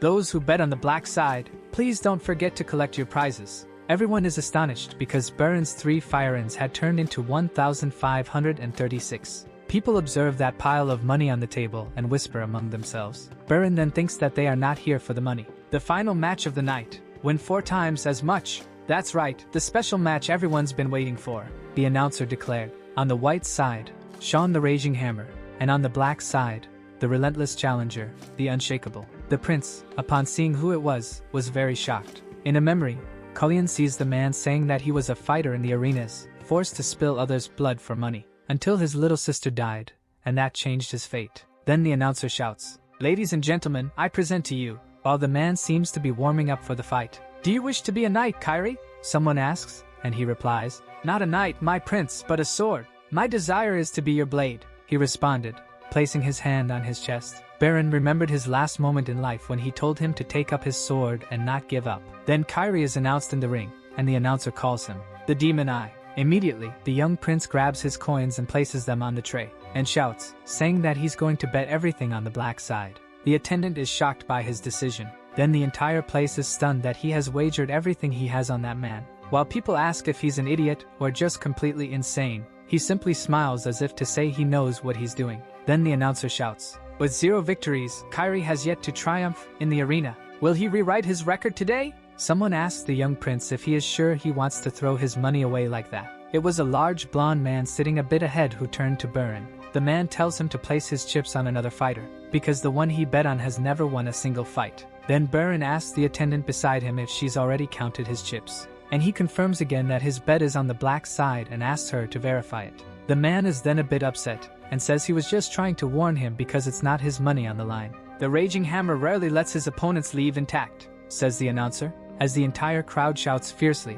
Kyrie observes the newcomer who bet everything he had on him. Warming up for the fight, his opponent says that another newbie gambler is going to starve because of a stray mutt who refuses to quit the ring. The 2 fighters stare each other down, and the start of the fight is announced. Before their chains even hit the ground, Kyrie's opponent leaps at him very quickly. He starts attacking right away, and Kyrie defends to avoid being hit in the head. While he defends, another attack comes from the left, but he also manages to block that attack, protecting himself. The man, who is very fast, says that Kyrie is too slow, and lands a kick on his stomach, sending him flying backward, making him spit out strawberry juice, while the crowd screams for Hammer to finish him off. Berun can't believe what he's seeing and slams the table. With an angry look, he thinks that Kyrie is a punching bag when he's without a sword. This should be easy for him. Why is he getting beaten? Berun asked. Kyrie tries to land another punch, but he is too slow for his opponent, who mocks him. The man returns the powerful punch, telling him to give up. Hammer continues to throw blows at him, relentlessly, and says that today is his end. While he's preparing to deliver what seems to be the final punch, Berun stands up from his chair and shouts, calling Kyrie's name, drawing his attention. Then Berun yells at him to lower his shoulder right before the punch hits. He hears what he's told but doesn't understand why. Then, as the punch is about to land, Kyrie lowers his shoulder and dodges Hammer's powerful punch. He continues lowering himself as if to gain momentum. He then prepares his fist to strike his opponent. Berun is happy that he managed to dodge and watches closely. Then Kyrie punches Hammer in the stomach with all his strength. He keeps hitting his opponent non-stop, without tiring. With great force, he delivers a punch to Hammer's face, breaking his teeth. Hammer then falls to the mat after Kyrie's powerful blow. Everyone watching that fight is stunned. because no one expected him to be able to win that match. People then ask if everyone saw that because it seemed like a mirage, as Kyrie defeated the feared Raging Hammer. Then the announcer declares his victory. All the bettors are furious at Hammer because the vast majority had bet on him. Looking at the crowd, he sees the man who gave him tips to win. The young prince is very happy with his victory. But before he can even celebrate this win, a man comes up behind him and asks him to follow him. Berun then turns to the man, who is a tall, strong, dark-skinned individual, who says that someone wants to speak with him. He followed the man, who led him to a room. Sitting on the sofa, the guy who brought him there stands guard by the door and praises him for making so much money with just 3 coins. While the one by the door slowly draws his sword from its sheath, the other keeps saying it's a lot of money. With a wicked smile that reveals his gold tooth, he says a kid like him shouldn't be handling so much money. Berun then just gives a slight smile. He said the man doesn't even have the decency to try negotiating, and that he's dumber than expected. With an angry look, he tells him to take off his hood because he wants to take a good look before breaking his nose. While holding his hood, he asks if the man is sure about that. "This hood might be the only thing keeping you out of trouble," said the prince. The man says he's dying of curiosity as he gestures for his goons to go and take it off. Then his henchmen, who looked like 2 brutes, approach the young prince. One of them reaches out his hand toward the young man's hood and tells him not to be shy because they want to see the face he's hiding. Then, quickly, the hand reaching for the hood was slashed by a blade. With a dagger in his hand after striking the man, Bern asks if people in their line of work shouldn't be quick. "Where's your instinct?" he asks the man. The man is frightened because Berun was very skilled with the dagger and says he needs more time to prepare the money. While skillfully handling the dagger, Berun says the man can keep his gold. In exchange, he'll take Kyrie and points the dagger at the man. He says his master won't be happy because the guy had just started making a living. "You're mistaken if you think I'm going to accept such a ridiculous offer," thought the man. "Maybe you can defend yourself in a fight, but we have the numbers advantage here," he concluded while watching the young man. Meanwhile, Berun just kept holding his dagger pointed at the man. The man says they won't hand over Kyrie. Then he's startled by something coming toward him. His table was cut, and part of his pants too, and the young man says, "You can keep the gold and your life." With his dagger in hand, exuding mana, Berun asks if he now has his attention. The man, terrified and desperate, asks if that was a sword's aura. He points to a henchman, shouting at him to leave and bring Kyrie. Callian hopes he won't have to do this again. As expected, Callian's body can't withstand the power of this aura. Then the henchman who went to get Kyrie returns and says there is a problem. The boss, still without pants, asks what the problem is, and the henchman says that Kyrie refuses to leave Hina behind. This name seems to trigger something in Callian's mind. He then remembers a conversation he had with Kyrie while still in his body. Marcos said his sister chose death when he left the quarters. He admits he failed her in the end. Callian pats the boss's shoulder and says he knows what to do. The boss then desperately shouts to bring the girl as well, but Callian says he'd like to go personally. While the boss promises to ensure no one bothers him on the way, Callian extends his hand towards him. The boss didn't understand what he meant by that gesture. He then told the man to refund him the 3 firins and the entry fee, with a mocking look. Outside the establishment, Callian stands beside his horse, while Kyrie and Hina are a little behind.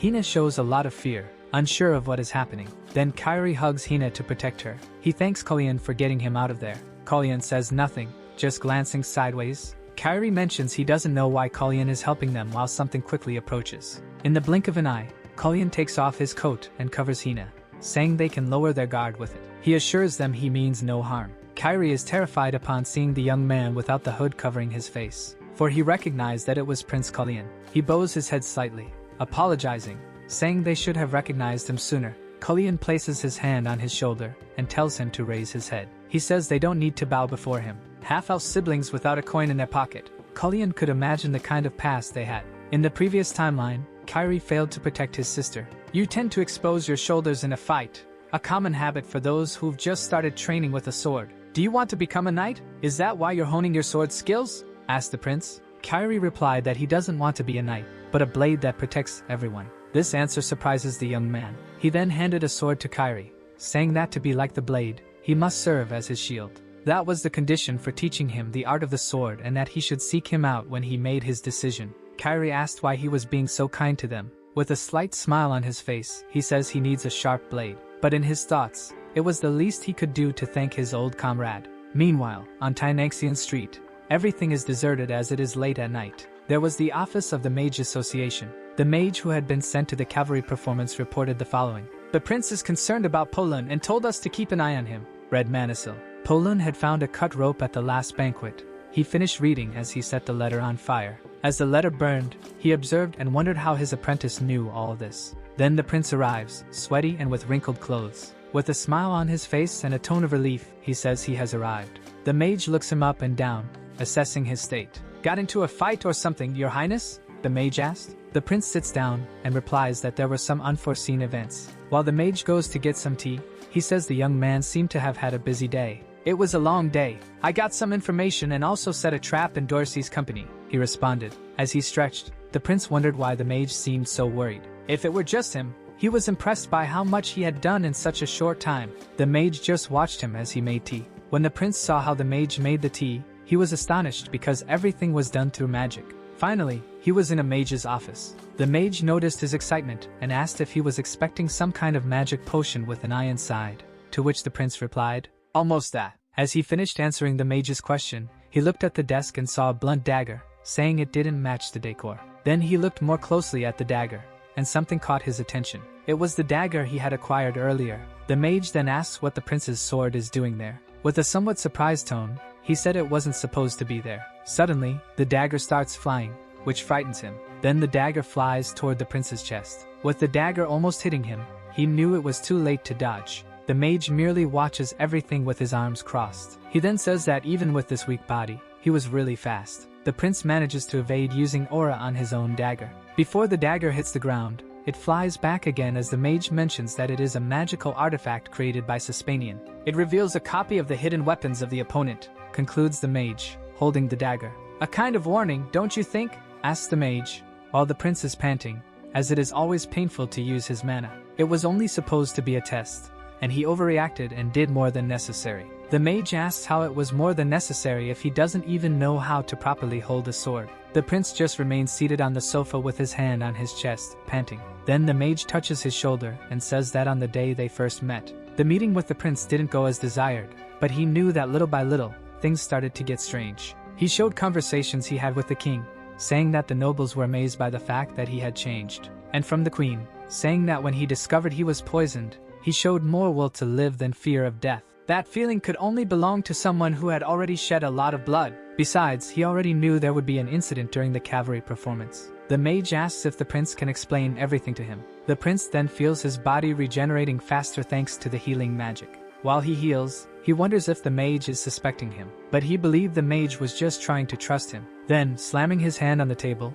he says he is not Callian, and that his real name is Bern Secretia. The two sit facing each other. The mage asks him, before everything else, to tell if the real Prince Callian is dead. Shaking his head in a gesture of denial, he says it's not quite like that. In the beginning, he had doubts, but then he was sure that Callian is still alive and that he can feel his presence. The mage then remembers that on the day they met, Callian said that the throne wasn't what he wanted, so he asks what it is that he wants. Berun calmly responds that he wants to prevent wars. He still doesn't know why Kyrie wants the access of time. If there is any lingering cause, everything will repeat itself, and he wants to discover the reason behind it. The mage then calmly asks if what he wants is of interest to Chase, the legitimate heir, or to Berun. Berun doesn't understand the question and asks what he meant by that. The mage replies that before anything, Berun needs to know something. Currently, Secretia only has Prince Chase. The issue is that he was the son of a concubine. However, the queen couldn't have children, and Berun cannot exist here.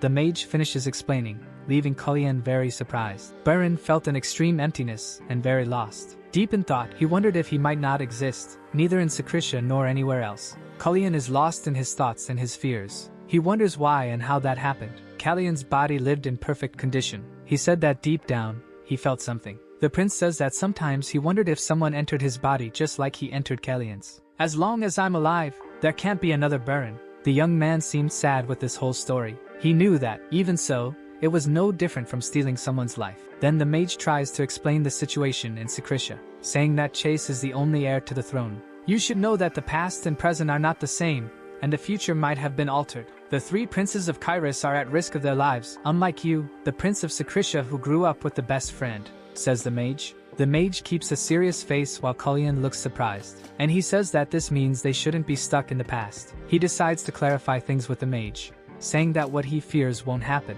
When he came to Kyris on the first day, as soon as he opened his eyes, at that exact moment, he had given up living as Berun, These words left the mage very surprised, as he wasn't expecting this. Callian asks if the mage is really fine with all of this, even though he is not the Crown Prince of Kyris. The mage, with a smile on his face, says that there is nothing to worry about and that he can assure him that from the beginning, only one person had a connection with him, and with the priest. Already mounted on their horses, Bern wonders if the mage knew about the Arcus Tempus from the start, so he decided to ask if he knew a lot about the temporal axis. The mage just maintains a serious expression while riding beside Callian. He began saying that last year, during this same month, Prince Chase came to him asking for advice about the temporal axis. He infiltrated Secretia and couldn't find any other information except that the axis wasn't made by a man. And last month, he received a letter from Secretia about the disappearance of the axis exactly when you said you returned 10 years in time. Berun is astonished that he went back in time during the same period when the temporal axis disappeared. Berun said that maybe that's why it vanished. Before he could finish his sentence, the mage interrupts, saying that even if this is a huge problem, they still don't have the answer. He said that, however, there is someone they can ask. Someone who knew more than the mage, and who would soon meet the prince. This someone was Sesanian, who was mentioned before. The prince just agrees with what the mage decided. His passage ritual is approaching, a ritual that takes place when a new member joins the royalty of Sesanian, and it is there that everyone understands the will of Sesanian. The mage says that the priority is to stay alive to complete the passage ritual, so please try to do what must be done. Berun probably said that even if he couldn't. The seeds that were planted have already started to sprout. Back at the palace, in his quarters, his servant said he was very worried about the prince's departure. The prince examines the plant he received from the mage, and seems to have noticed something, while his servant tells him to wash his face before going to bed. The prince, with a smile on his face, asks if he wants to see something cool. Then they go to the palace terrace. It was early morning, and it was cold. The plant we received as a gift from the Mage Society. Being extremely rare, its characteristics are not known by all. That day, I pretended it was an accident and ended up spilling poison into the flower pot without anyone noticing, and I observed the servants' reactions during that time. A normal person wouldn't survive even 7 days with that poison, let alone a plant. However, this plant remains alive as if someone deliberately swapped it, thought the prince. On the terrace, Ian sees something very shiny and calls his attention. He is amazed by the size of the glow. A shiny trail formed through the palace courtyard. If they swapped it, it won't be easy to get rid of the pot. I would have to keep it in a safe place. And that way, he will know the truth, concluded the prince. Of course, the owner of the Hija Palace, thought the prince. May Celise await him. The next day dawned rainy, and the prince watched the rain fall from the sky through his window. Then someone enters his room, and he turns to see who it is. It was Ian, who brought tea and was greeted with a "Good morning." The prince asks if he slept well last night.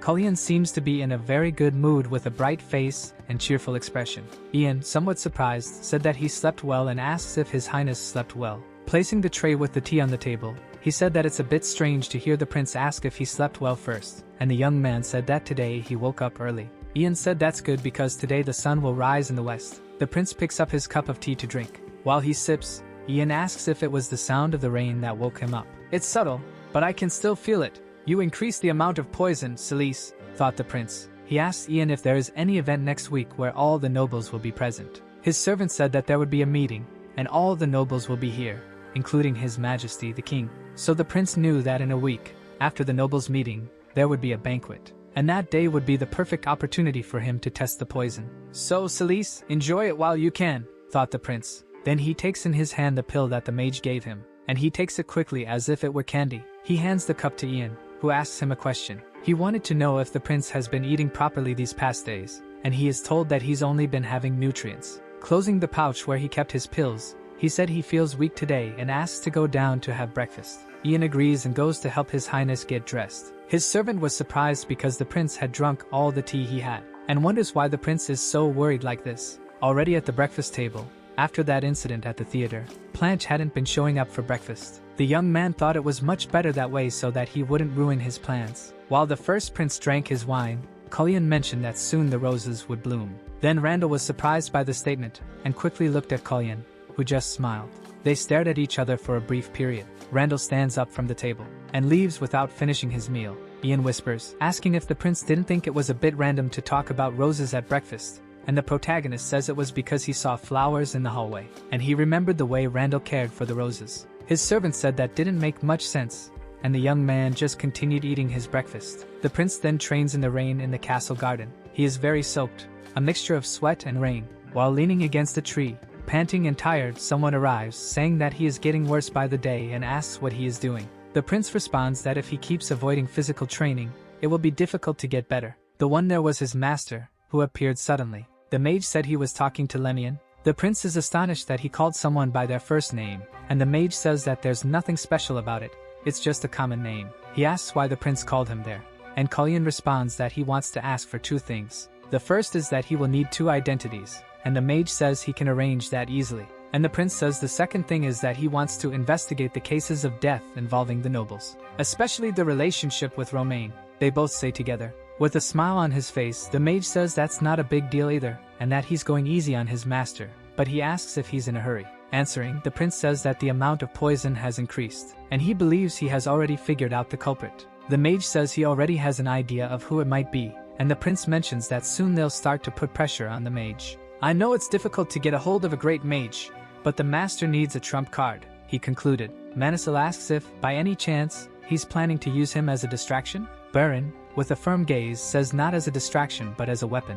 That's right, a weapon. I know the power of mages better than anyone. Those who killed me in my own country, the mage army, the white demons. He then ends by saying that he will form a society of mages loyal to him. Manhua was very astonished by the young prince's words. He said that mages aren't like knights. They are born that way. They don't go through training. Berun then says there's something he hasn't told him yet, and that it worked in the previous timeline, which caught the mage's attention. When King Romain first expressed the desire to establish his own mage society in Kyris, everyone, including Romain's nobility, laughed. The idea was quickly dismissed, but thanks to that, the king managed to start the plan, without drawing public attention despite its success. Shortly after the consolidation of the mage society, Romain died under suspicious circumstances. With the king deceased, the society swore loyalty to his heir, Planche, and became a piece in his conquest, as you are already aware. But now I won't allow this to happen so easily this time, said the prince. The young man knew he must act cautiously because the house of Romain will try to thwart his plans. Berun says the trump card he has is the poison tea that Celise has been giving him. The mage didn't understand what the young prince meant by this, and he asks if Callian could share the details. With a smile on his face, the young man replies that he'll find out soon. The mage is disappointed with the response, and the prince tells him to speak with the king because he suspects that there is much on his mind. The prince then says that the mage can rest assured. Celise is destined to make mistakes and will be forced to negotiate. We must seize this opportunity to gain an advantage. We are applying more poison as ordered by your majesty, said the maid, slamming her hand on the table. The queen said she wouldn't tolerate mistakes. The rumors are spreading among the people. This type of talk is not to my liking. Or should I keep facing this inconvenience? Asked the queen, filled with fear. Her maid said no. And while they were talking at the table, a man approached. The queen said she had no choice when her disobedient son refused to fulfill his responsibilities. It was Planche who was approaching the queen, and he seemed angry. He said that the queen was meddling and that he came there just to tell her that. The queen replied that his opinion didn't matter in this matter because he hadn't taken a single action to make his future more promising. Dramatically, the queen said that unfortunately, these are the pains of motherhood. If she had to give her all for the sake of her son, then so be it. Then Planche clenched his fists in rage. He quickly turned his back to his mother and left her presence. While sipping her tea, the queen said that he was very weak, and that his path to the throne would be free of competitors. Then the day of the move arrived. The day was beautiful, and someone was humming. Someone is in a good mood. You've been singing all day. Are you that excited? Asked Kyrie. We are finally going to the royal palace, and that means we will be able to see the prince again, replied Hina. Kyrie asked if she liked him, and she said he was amazing, that she couldn't wait for tonight. Meanwhile, at the palace, the tailor and his assistants were adjusting the prince's outfit. Ian was making the final touches on the details of the clothes, and informed him that he had to be at the banquet in an hour. The prince said he needed Ian to do something for him. The young man thought that it was time to end this game. The weakest and youngest was forced to drink and ended up poisoned. But now he would refuse in an elegant and polite manner. Entering the banquet hall, the vassal announced his arrival. He and the queen briefly exchanged glances. Now was the moment to start a new wave of changes. Meanwhile, Ian was riding his horse quickly, and in his mind was the prince's request. He had asked him to deliver 2 letters, one to the Arcane Enclave and another to Master Elon, and he was to deliver the one to the Enclave first before visiting his master. The prince said he would take care of himself, and everything would be fine. Ian was a little anxious about it, because it wasn't the first time the prince had acted like this. As he finished his thought, realizing he was worrying for no reason, we return to the banquet, where a glass of wine falls to the floor. This startled everyone present,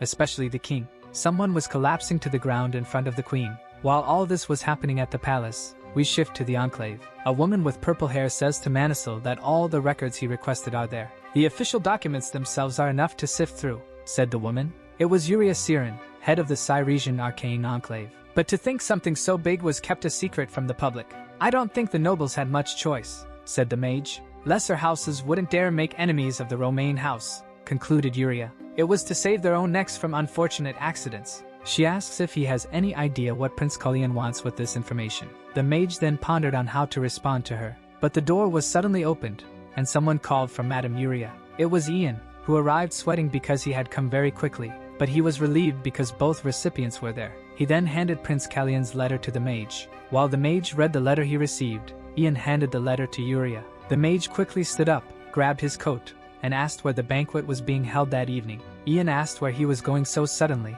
and said he would need an invitation. Uriah shouted, saying they didn't have time for that because Callian's life was at stake. Ian was very frightened by what the mage had just said. The letter stated that tonight Callian would risk his own life to force Celeste to negotiate, and that if things went wrong, he was counting on the mage to save him. An hour before all of this had happened, Callian was having tea with the queen, face to face. He suggested that they drop their masks. Closing her fan quickly, the queen agreed. Tapping the fan on the table, she said that it would hardly make a difference. While calmly drinking his tea, Callian said he asked to drop the masks. And not your manners, he said, staring at the queen. A duel of words? Is that the best you can do? I was expecting to be surprised, said the queen. The queen stands up and says that she expected more and regrets having wasted her time, adding that a commoner like him would never understand the courtesy of keeping guests entertained. Callian simply states that he is aware of the poison. Placing the cup on the table, he said that he thinks he's had enough and can't imagine developing a taste for it. The queen then feigns confusion and asks what he meant. With a smile on her face, she said his joke didn't have the desired effect. Callian asks her not to worry, as he came prepared and that there are other ways to sharpen his weakened mind. Saying that he wondered what he should risk to ensure she would behave, he picks up a vial. The only valuable thing I have is this strong heart, so I've decided to risk it, said the prince. Showing the vial he picked up, he explained that the substance inside it could stop the heart for a brief moment. The queen then leans on the table while he speaks. The prince said that neither silver spoons nor magical catalysts could detect the substance, and that it doesn't work on him because his heart is protected by the blessing of Sesanian. But since the blessing can only mitigate one damage at a time, drinking the poison here would allow her poison to spread through his body and kill him. And if I were to die poisoned alone in your company, who do you think would be held responsible? Asked the prince. The queen then made a disdainful expression. She laughed heartily in Callian's face, and asked if he thought he could threaten her with this, adding that he shouldn't imagine he's the first enemy she's faced in this way. She continued saying that the world knew she had killed Callian's mother, but they chose silence. So what made him think it would be different this time? Hearing these words made the prince furious. He then asked her what he should do with that then. The queen, with a smile on her face, told him to feel free to do what he must. The prince then agreed and drank the tea. He drank it all in one go, and the queen just watched. With a wicked smile on her face, she called him a fool and asked who would have the courage to blame her. Not even Romaine himself would be able to subject me to his will, said the queen, smiling. There was nothing in Kyris that I couldn't have, including the queen's throne. And over time, I removed what was in my way and soon got everything I wanted, but there was still one thing left. There was still something that was mine, the queen thought as she looked at the king. Then, just as the banquet was announced to begin, someone started coughing. The queen just watched as if she were amused, thinking that he was the last one left. Prince Callian then collapsed to the ground, coughing up strawberry juice. Everyone present at the banquet was shocked by the scene and stood up to help. People screamed for someone to call the priest. The queen, behind her fan, seemed to be having a lot of fun. Callian lay at her feet. Everyone was in a panic, and many questions were in the air. Whether the drink was poisoned, whether he had been poisoned before the banquet, and who he was with before the banquet. Then a man demanded silence if they didn't want to die. The queen felt victorious, as no one dared to accuse her. The king ran towards Callian. Holding the prince in his arms, he pleaded for him to stay with him. Callian then called him father, which surprised the king. The king then remembered the day when Callian's mother passed away. She had asked him to protect their son. Then Callian tried to say something but couldn't, and just pointed. The king seemed to understand what he was trying to say. The queen expressed shock that something so disgraceful had happened in the palace, and said she could no longer stay there, and would return to the Haija palace. The king, with the prince in his arms, spoke with great anger, asking how she had dared to do this to their son. Then he shouted the name of Queen Celise very loudly. Everyone was shocked, as they never expected to see this happen. The queen then turned to the king with a look that was no longer one of happiness but of astonishment. Then whispers started spreading, saying the two had been together earlier, some wondering if it was she who poisoned him and others saying they wouldn't be surprised if she had done it. The queen gripped her fan tightly. She covers her face with the fan and says that he doesn't know what he's talking about and asks if he didn't already have a chronic condition. The king, filled with rage, says that she was there when Freya died and, along with all the knights, said the same thing. He then recalls her saying that Freya had passed away due to an illness. "Celise, even if it's true, you will be held responsible," said the king. The queen then asks who can guarantee that he was always healthy, adding that no one here will believe him. With a slight smile on her face, she continues, "Perhaps the princes who gather every day for breakfast know about Callian's health. Maybe ask him about that," said the queen, and the king told her to stop. With a mocking tone, she says that she's only concerned. "In the midst of this chaos, our son is only getting worse." Then the king, filled with anger, draws his sword and asks how she dares to say, "Our son." Someone said that of all people, she should not be the one saying that. The queen's expression changed drastically. Planche continued, saying that Callian was fine and that he never felt there was anything wrong with him. At least that's what he noticed since the last time they met. At this, the queen became furious with Planche. Then the doors opened, and the arrival of the priest was announced. The queen took the opportunity to return to Hyjia Palace, and the king asked the priest to heal the prince. But when the priest began to use his magic to heal him, a protective barrier appeared around the prince. Someone arrived right behind the priest and prevented him from using his magic. It was the mage Manisil, who arrived sweating and said, "She wants him to die." The mage then said, "Just kill him." The furious king then asked what he was doing, saying that Callian needed urgent treatment. The mage said that the prince has a circle in his heart, and if a mage's circle comes into contact with sacred power, no matter how lucky one is, the heart will explode, and the person will die. Callian was coughing a lot, writhing on the ground. The king asked, "If sacred power doesn't work, what will we do? Is it possible with magic?"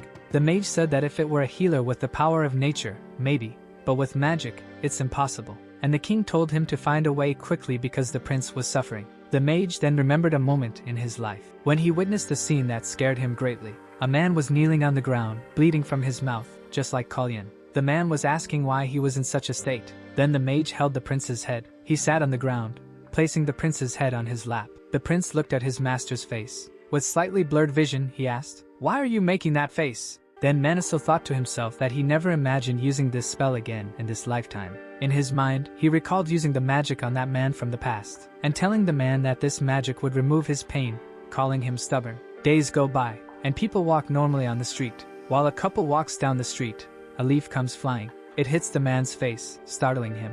Looking up at the sky, he sees that many other leaves have writing on them, asking for the truth about the Breon family, which killed 37 people, to be revealed. Breon found himself caught in a storm. The suspicions of the queen trying to poison Callian and the cruel acts of the Breon family went public, causing outrage. No one could get involved with Breon because if they made mistakes, they could be dragged into this as well. The king himself pointed to Queen Celise as guilty of the poisoning. To think that the queen is a murderer! The enraged people wrote on the kingdom's walls demanding the elimination of Queen Celise. Mage Manisil said that the prince had mentioned that for the foundation of a mage troop, they needed to take advantage when Celise was in the spotlight. While the king read what seemed to be a letter from the prince, he was deep in thought. The king was surprised because Callian had the same idea as him to create a mage troop. Then, in front of Callian's bed, the queen said that the Mage Association must be quite busy. She asked when they managed to prepare something like this, hiding her face with her fan.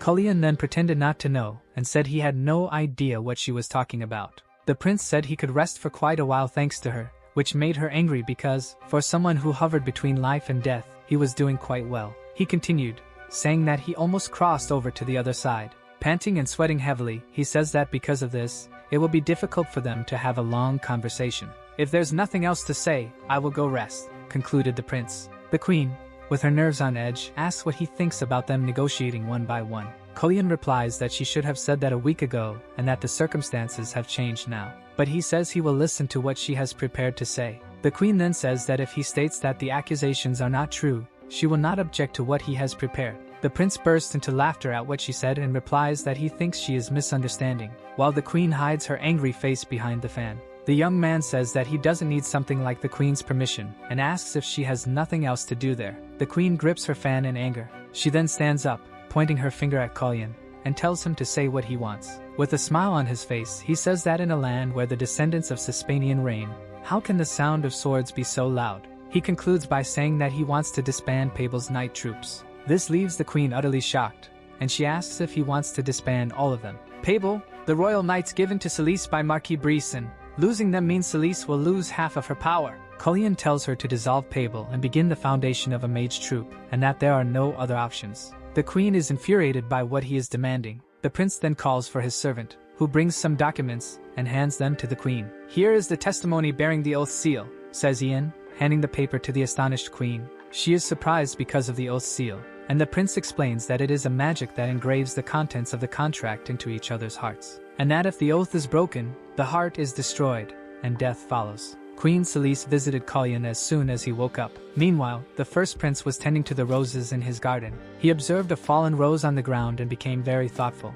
recalling the moment when Callian collapsed. Their eyes had met just moments before he fainted. He also remembered his brother's comment at breakfast that the roses would bloom soon, and then knew Callian wanted to involve him in this. He was curious to see how these roses would bloom, so he was thinking about acting according to Callian's wishes. At the moment the prince collapsed, Randall was about to speak up, but Planche did so first, saying that Callian had been fine before. Randall was surprised because it was Planche who stepped in to help the prince. He knew that something was definitely changing. Back in Callian's room, he was explaining to the queen how the oath worked. It was a magic that engraves the contents of the contract into each other's hearts, and if the oath is violated, the heart is destroyed, and the person dies immediately. Given that the trust in our relationship is not very strong, said the prince, he asks what the queen is going to do, and she just remains silent as if in shock. The queen grabs the pen from Callian's servant's hand, and begins to sign the oath. As she signs, a magic aura starts to appear. The magic envelopes her arm as she finishes signing.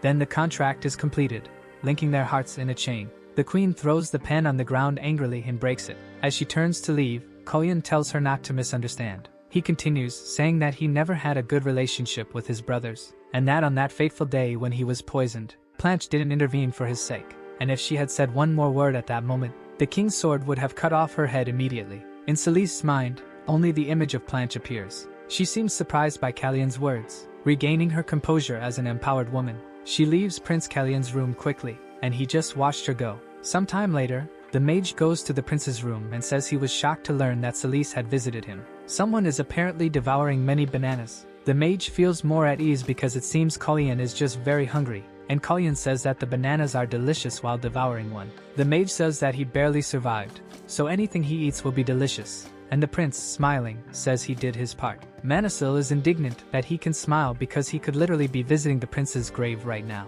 He says that if it weren't for the elf siblings who appeared at that exact moment, and that they were lucky the girl named Hina is a healer who deals with the power of nature. While the mage says he could have died, the prince is surprised because he didn't know that Hina was a healer. Manhua asks if he didn't know this in his previous life, and the young man says that back then, he only had ties with Kyrie. When he met him, she was already gone. The mage then got answers without even asking anything, and he is furious at Callian for taking the poison without any plan to survive the situation, relying only on the power of the blessing. While Callian apologizes, the mage threw a paper at him. They were the identification certificates for the children he had asked for earlier, and the prince had almost forgotten about them. Then something catches the prince's attention and surprises him. The names of the two siblings bore the surname Bern. The mage said they needed a surname, so he took his former name since it didn't seem like he brought them here by coincidence. While looking at the certificate very carefully, Callian smiles and thanks the mage. He then says they aren't fake, it's legitimate identification, and that the mage made sure they were registered as people from Bern's territory from the beginning.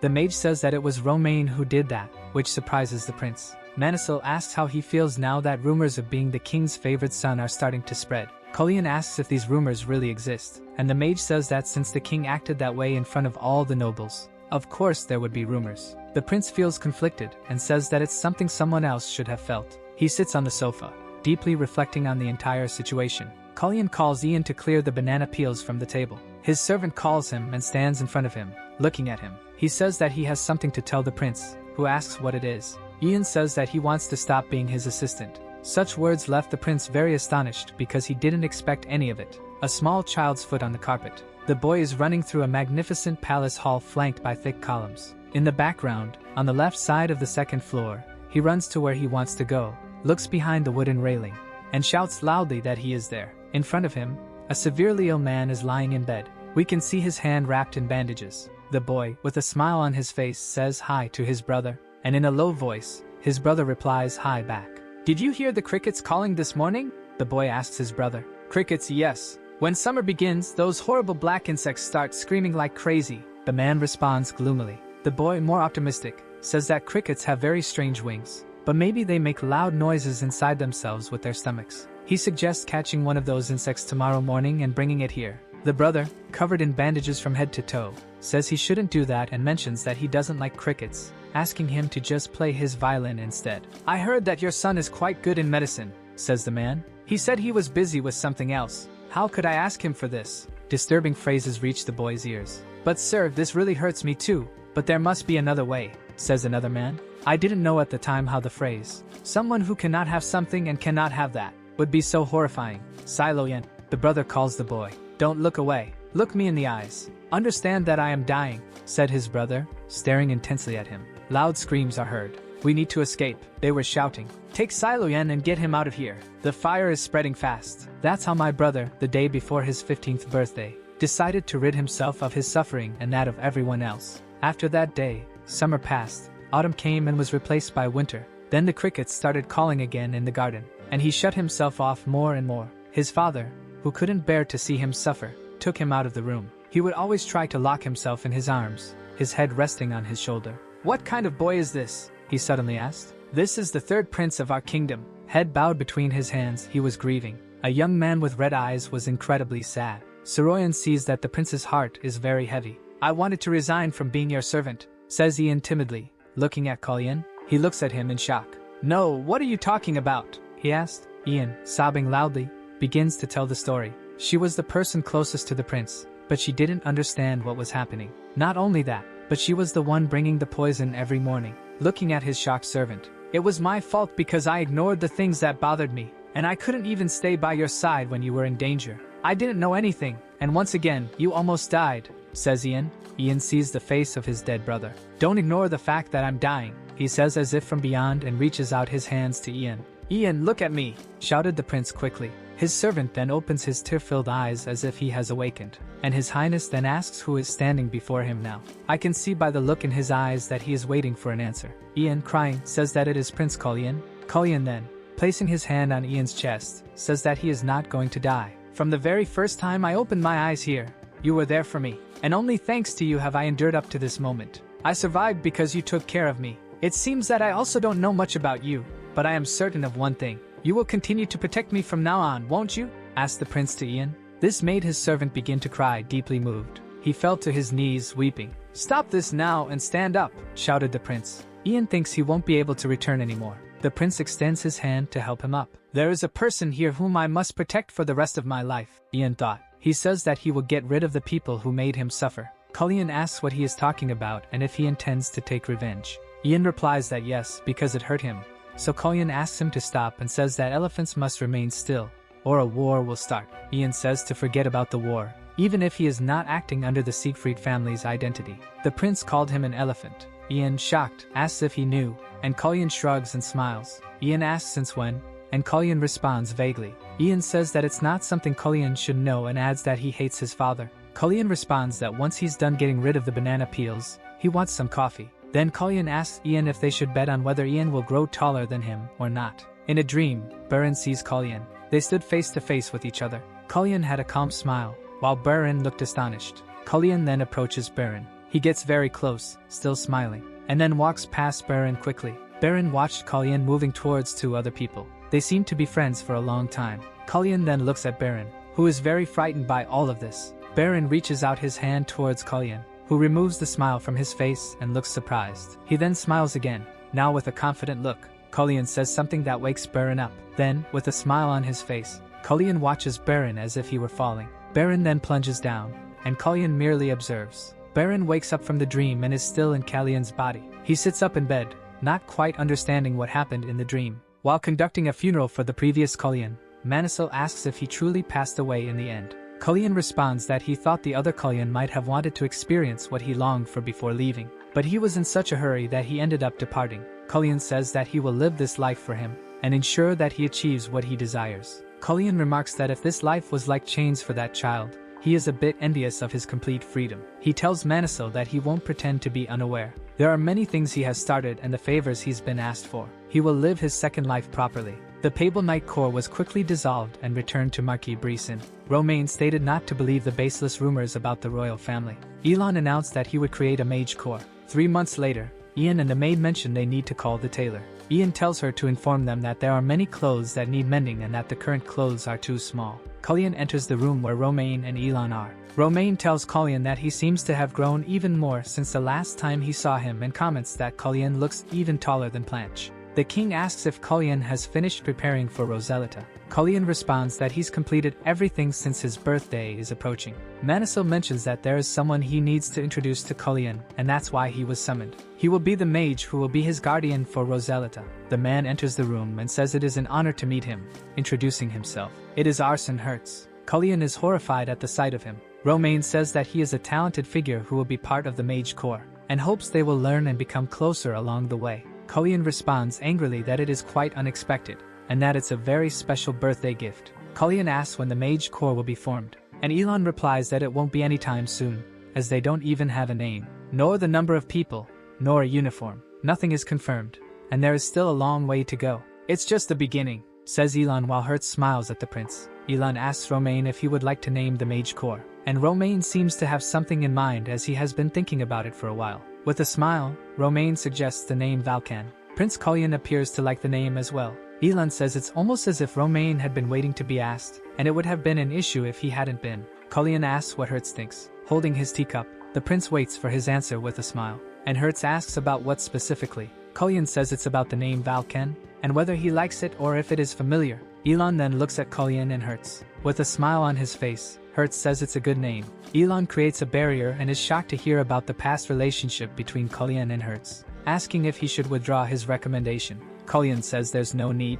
Elon comments that if it's as Callian says, and the prince confirms that Hertz is the one who killed him. He knows that Hertz is different from the past, just as the situation is. However, he still feels it's wrong to let things go so easily. Meanwhile, Hertz is trembling somewhere. Callian goes to Poland, who greets him. Callian says it's been a while and tells him to relax. He apologizes for hiding his name and for appearing without notice. Poland says he is extremely honored that the prince came to seek him out. Callian has never aligned himself with nobles until now, and the fact that he visited in secret was out of consideration for the eyes that might be watching. Callian says he won't speak in circles and will get straight to the point. He's there to collect his reward for saving Poland's life. He asks what the Poland Emporium would like to negotiate. Poland responds that he recently began officially trading diamonds and is even exchanging horses with the imperial family. But that's not the answer Callian wants. Poland admits he doesn't have something to trade yet. Callian simply smiles, looking at the Baron, and asks if he's capable of managing something beyond the Emporium.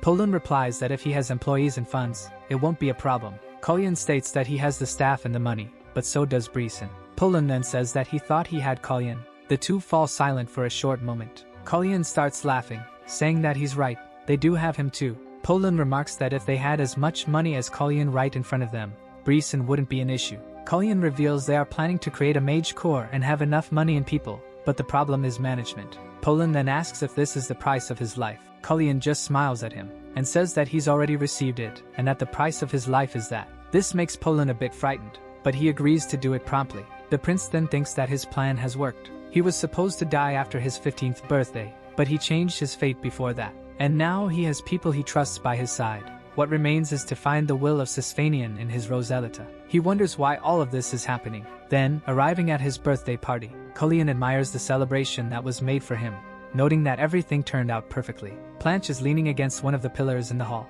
The prince walks over to speak with him. Smiling, he approaches Planche and greets him, saying it's been a while since they last saw each other. But Planche doesn't pay him any mind, so the prince simply walks past him. Planche calls him Bloody Eyes. Callian looks back, and the second prince is standing there with his usual carefree demeanor. The third prince says he won't let this pass any longer, and that his name is Callian. With a smile, Planche asks, Callian? He then says that he's not Callian. This shocks the young prince. Planche continues, saying that he rides horses, uses swords, and even talks back to others. Then, approaching Callian quickly, he asks who he really is. Callian is very taken aback by the question. He then thinks that he cannot forget that he's no longer the king of Secretia, that he lost his homeland to Planche, and that this is not the mad king who destroyed Secretia. So, he concludes, deciding it's better to wait until he obtains the will of Sesanian. With a smile on his face, he tells Planche that he's saying strange things, and keeps smiling at the second prince, who only looks at him with anger.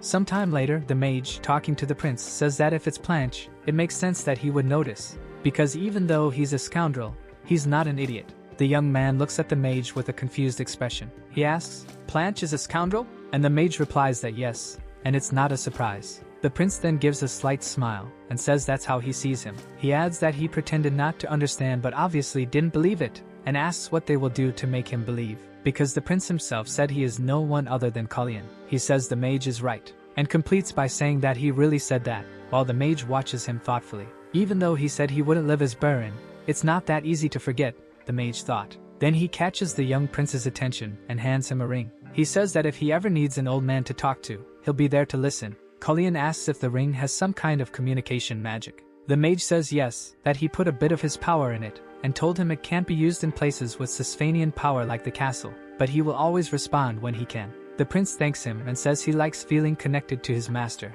Manhua asks what is troubling him, and says that all the people there are good people. With a smile on his face, his apprentice asks if he really thinks that's the case. Sometime later, a man introduces himself, saying he is Commander Uran, leader of the Siegfried Knights. He continues, saying that his knights will protect him until they arrive. The Sesanian nest is located within the Siegfried territory. Ironically, the prince thinks that this is to be expected from the Siegfried Knights. He hadn't imagined it would be so impressive. Ian, his servant, was the eldest son and young master of the Siegfried family. He asks if His Highness needs anything before they leave. Placing a hand on his shoulder, the prince replies that he needs something to drink. When Ian asks if water will suffice, the knights seem furious. The servant then says that if he doesn't want water, a cup of tea would do, and the prince agrees. Ian goes to get it while His Highness thanks him. The prince then turns his gaze to the knights. He simply smiles while looking at them, and the knights seem enraged that he's giving orders to Ian. Meanwhile, Manhua, Kyrie, and Hina are just astonished by the prince's demeanor, and the mage wonders why he's making enemies for no reason.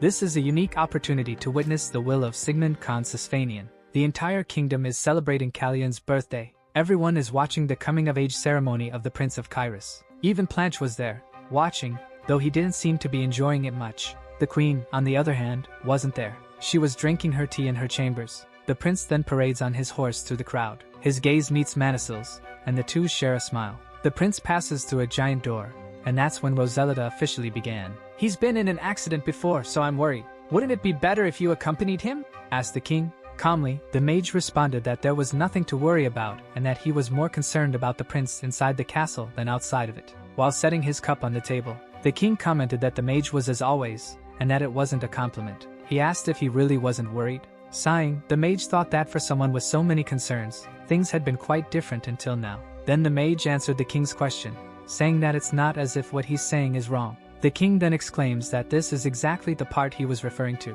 While riding through the forest on his horse, the prince becomes curious about how the ring works. He tries to ask some questions, but no response comes from the ring. He continues, saying he heard that deliveries from Tencel arrived and that the palace is in chaos. Ian suggests they should talk to avoid boredom. The prince says that he was responsible for the scene he's been seeing over the past few days, and is surprised by his servant, who said he's been working hard to speak with him. Ian then turns to the knights and tells them to listen, saying that Prince Callian was declared by the mage to have no magical talent, and that in terms of swordsmanship, he knows little about self-defense. This means that he is fragile and delicate like a flower, so they should protect him very well. The knights are very disappointed because the young master, and eldest son of the Siegfried family, gave up his position as lord to stand beside this weak prince. Ian mentions that it will still take 2 or 3 more hours to reach Lalon. As he asks if they should rest, the prince hears something in the forest and interrupts him. All the knights draw their swords and pay close attention to the noise. Kyrie and the mage prepare to protect the young prince. Looking in the direction of the sound,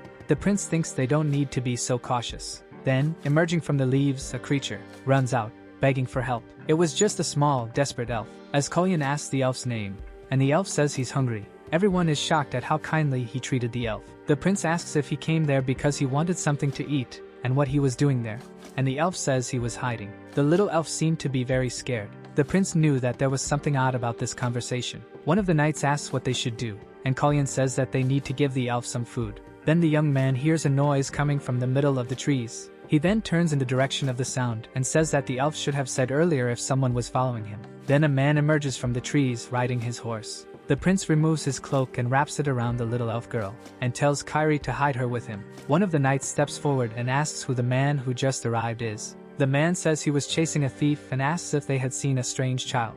But the knight replies that they haven't seen such a child and tells him to leave. He then notices that Kyrie was hiding someone and says he's not there to fight knights. He just came to find someone and asks if they'll let him look around, as many lights appear in the forest. The knight is about to respond, but the prince interrupts and asks what the person he's looking for looks like. The man then says it's a young elf. At that moment, Callian gives him permission to check if there's anything there, leaving the young elf very frightened that the prince allowed him to search. The man starts walking toward Kyrie, who is hiding the elf. As he passes by the young man, Callian tells him not to turn around and just listen. The prince says that those behind him, who came accompanying him, won't protect him, and their target is him and the child. The moment he checks the child's identity, arrows will come from that direction. Before the prince finishes his sentence, the man turns around.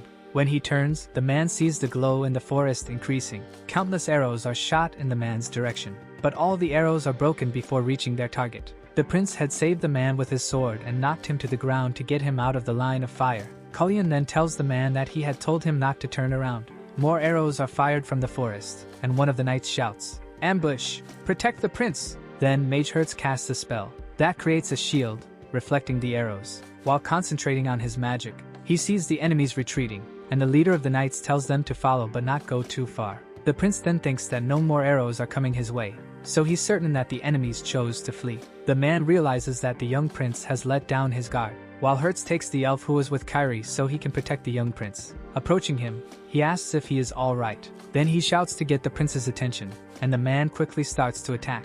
Kyrie yells to protect his back.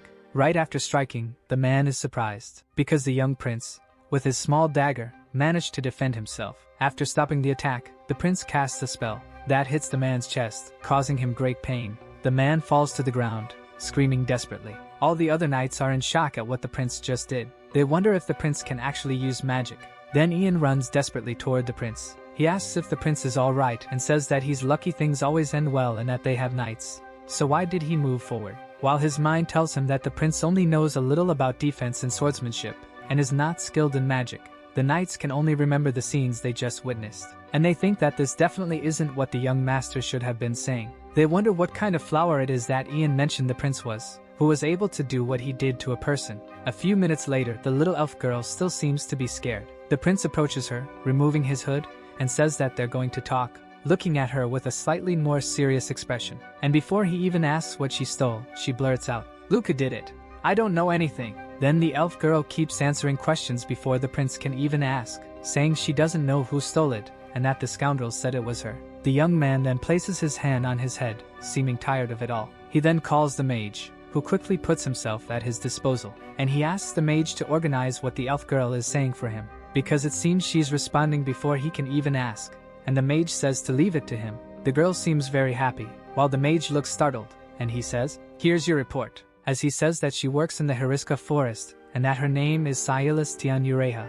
The girl interjects, saying that her name means spirit of suppressed words. Then the mage continues, saying that the elf she was traveling with, Luca, seems to have stolen the item from those men who attacked them. She got separated from Luca while being chased by the men, and that's when she met the prince, and that she doesn't know why she responds before they even ask. While trying to say something, the girl interrupts the prince, saying that it's not quite like that. The prince then gives up speaking and says that the mage can handle it. The mage steps aside, and the girl follows him, and they start talking about whether she's following him. Ian asks the prince what his plans are. He responds that she'll be hunted down as soon as they separate, so they should leave her near the forest. His servant asks if he plans to resolve the situation. He says no because he has a long journey ahead, and there's no reason to get involved. He mentions that he'll leave the investigation to the nearest lord. While Ian mentions they'll arrive by dinner time, the leader of the knights asks if his highness has a minute. The knight says there's something suspicious among the man's belongings and asks if he can check.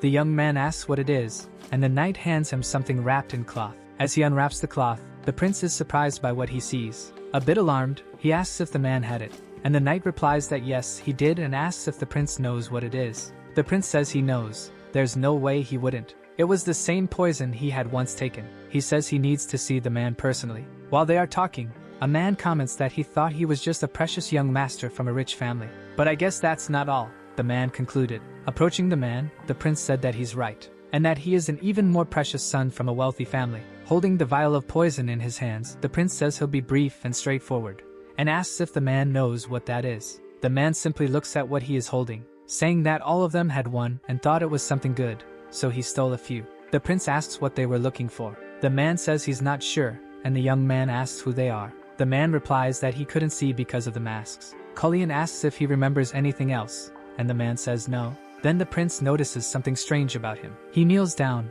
and says that the man doesn't seem to be covering for them because he cares. He asks what the problem is, and says he will resolve it if the man cooperates. The prince tells the man to trust him. Who knows, maybe he, the precious son of a wealthy family, can solve this. The man is astonished by the young man's attitude, and half whispering, he says that his wife is in the village of Hansen, and he knew about it. The prince says he will ensure that she is safe and asks what they lost. The man says it was a clear marble the size of a fingernail. He says he doesn't know exactly what it was, but they said the tinsel priest would need to check it to be sure. The young prince thinks that this means they had a sacred relic. Sacred relics are used by tinsel priests to substitute sacred power, and that's why tinsel is trying to obtain as many sacred relics as possible. The prince then understands why they are making such a fuss, but he wonders how they had that poison. That was the poison carried by secretion agents, used in the worst-case scenario when they failed a mission, and that's why the man had obtained it through the White Eagle. The man says he doesn't know their identities, but he heard the title by which they called their leader, and the prince asks what it was. Blue Ladybug, the man replied. The prince is startled by the name he heard. He seems to recognize this name. It was the name of one of Bern's father's birds, and he wonders what it was doing there. Later that day, already in the Lavon territory, it was raining. Inside, talking with the prince, the man says that maybe the rain was a good thing since dinner time, as it made it impossible for them to advance. Tapping his glass on the table, he said he had been waiting for this day. The man, very happy, said it was a great honor for him. That man was Count Hale Lavon, Lord of the Lavon territory. The man continues, still very pleased, saying, "Let's see. At times like these, it's almost as if the heavens are telling you to serve the prince." While the young man thinks that he talks too much, he remembers the conversation he had with Ian earlier, where Ian asked if he didn't remember Count Hale. He was one of those who sent him a gift before, so he recalls that the name was on the list of donors, who received their gifts back, and his servant said yes, and that although he was originally on Prince Randall's side, he quickly switched sides to Prince Planche 6 years ago during the Great Desert and Tencel War. The prince then thinks that this is the opportunist to whom he sent the gift. The man, still very happy, keeps saying that he's been waiting for the day the prince would arrive, and the prince thinks that he must have really spoken to Planche last year. Malcolm Chadish, Count Hale's butler, appears to be quite embarrassed by the count's behavior. Hertz enters through the door, asking for permission, and says he has something to discuss with the prince. He then whispers to the young man that they captured the messenger pigeon. The prince knew they had tried to alert the blue ladybug that they were there. No other bird would fly in this rain and darkness unless it had such a purpose. Hale asks the mage where he was on such a cold day and if he'd like a drink, but the prince responds that they don't want to drink, that they want to know if there's a tinsel priest nearby. The man drops the wine bottle on the table, smiling, and apologizes, saying he seems a bit drunk. He asks what he was talking about, and if it was about the tinsel priest. The man becomes furious and asks if they're talking about those damned bastards who can't come to such a remote place. The prince calls the count's attention and tells him to calm down, but the man continues, saying that those bastards are evil and that if the prince looked closely.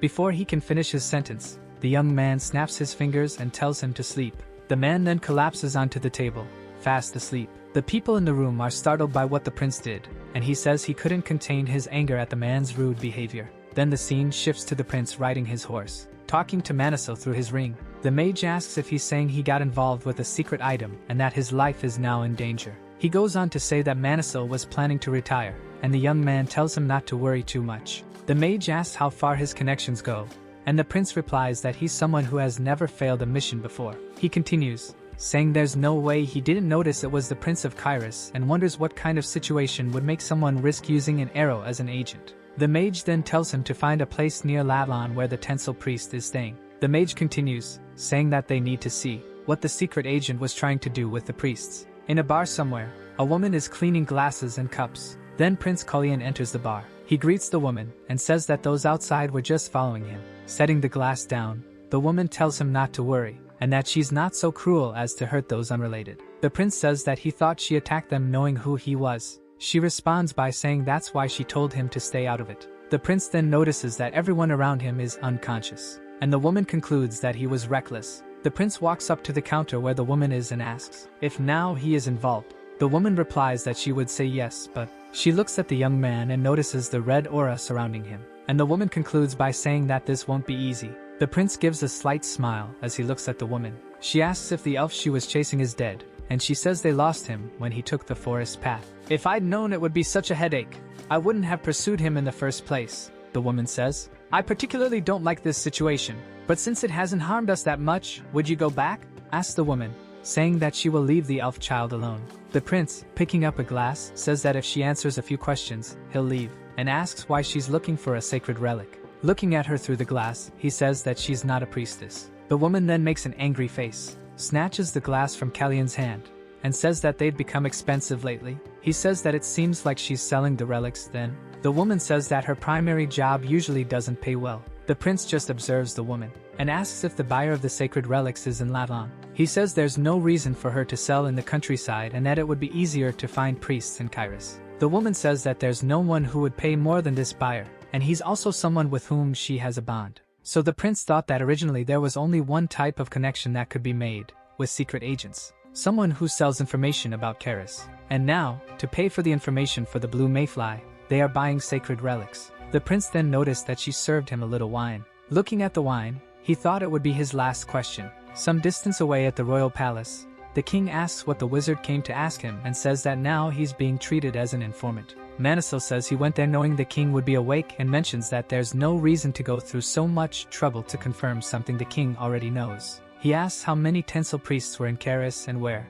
The king then says he doesn't know if the wizard is asking because he knows something or if it's just a coincidence. The representatives of tinsel came specifically because of this. Among the 14 priests, aside from the one in the palace, they wanted to find and take the rest so they wouldn't request more priests. After sending them to celebrate what they desired for so long, it's uncomfortable because they act as if Kyris is using their priests, the king says. Manhua then says that the situation in Tinsel is not good. He asks, they didn't reveal their situation, but they needed the priests. And what did the king do? The king told them to find the rest and take them. The king questions why the wizard is asking, and Manhua says that Prince Callian wanted to know the location of the priests. The king then finds the prince's question strange, and asks why he would ask that, when he's already arrived at the place where the priests are? Romain wonders. Back at the bar, Callian asks the woman his question, wondering if the buyer of the relic was Count Hale Lavon. The woman, sipping her wine, says, "Who knows? I don't think that's such a simple question," she concludes. So the prince returns to his horse and, riding very quickly, says that the man pretended not to know.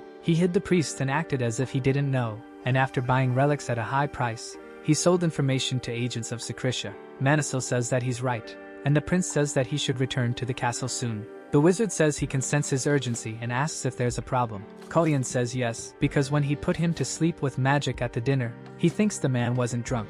Meanwhile, at the Ladon Palace, someone is shouting, saying it's disrespectful, and asks how many times he has to repeat it. It was Ian speaking to the butler, saying that the prince had gone out for a walk, and the butler says he needs to have a quick word with the prince because the count wanted to apologize for his attitude.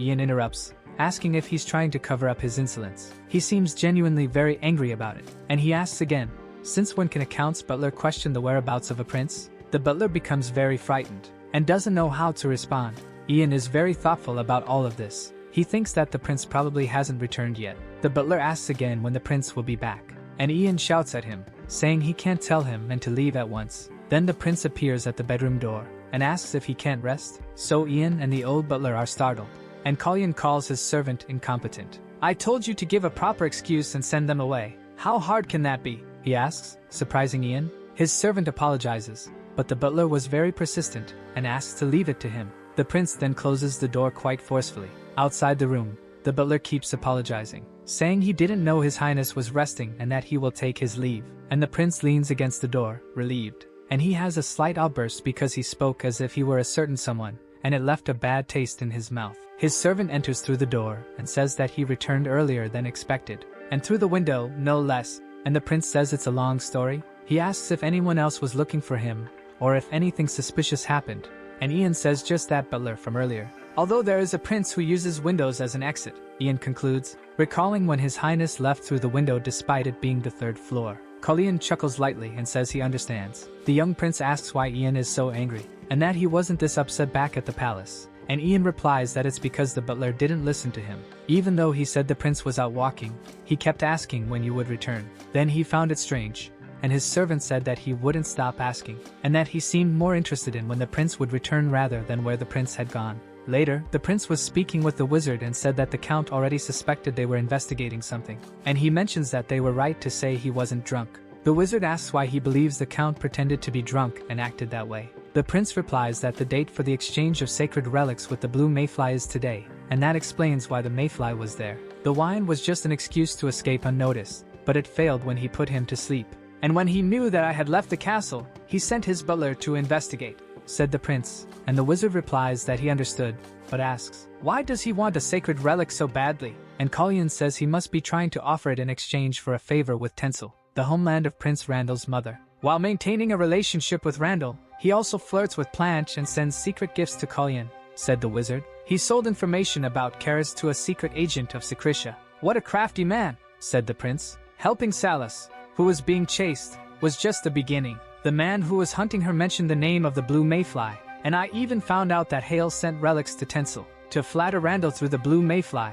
And if everything isn't just a coincidence, the prince says the rain won't stop until tomorrow, and since he's trapped there, he'll take care of this traitor. Then, in his room, Hale breaks a glass in anger. He says he should have realized that Callian would be a problem when he returned the gifts, and that he must have used some magic, because only enchantments can cause such a deep sleep, and his plans are in disarray because of him. Acting all arrogant just because Manisil is on his side. And how dare someone with plebeian blood think he's on the same level as the princes? Stupid Celise, why didn't she kill him before all this mess started? Hale wondered. I worked so hard to have a good relationship with the nobles. I spent a fortune on Marquis Breon. They promised me fertile lands around Kyris. But because of Callian, things have changed, said Hale furiously. Then the butler enters the room, asking permission from the count, who throws himself onto the sofa and asks if he managed to speak with the blue mayfly. The butler says no, that may be later. Count Hale then throws a glass at his head, calling him an idiot. He asks if the butler can do anything right and mentions that it was raining,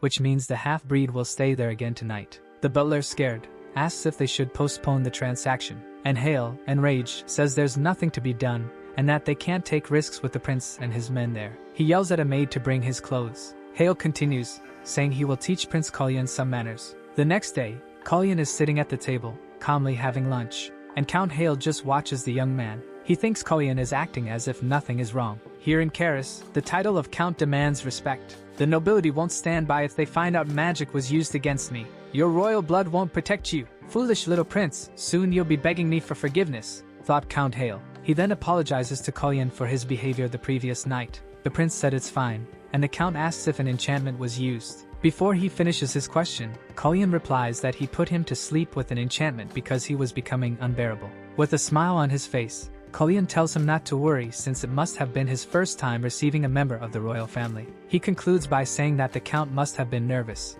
Count Hale fakes a smile on the outside, but on the inside, he is furious because Callian acted as if it were truly the count's fault. Callian says he was tired of investigating the person who attacked him, and the count asks if it was the man he brought along. The prince replies yes, and that they gathered a lot of information, and the count thinks he should know more about it. Before Hale can ask anything, Callian says it was about the name of a bird, and this makes the count spit out all his wine. Then the butler, startled by this, grabs a cloth for the count. Count Hale tells the butler not to touch him because he was talking with the prince. Callian finishes by saying that he needs to look deeper into the details, but he thought the count would like to know what happened in his land. The count stands up and says that he will help with that because he won't allow a prince to be attacked on his own lands. Do you think I will let you mess with my lands? Just wait and see.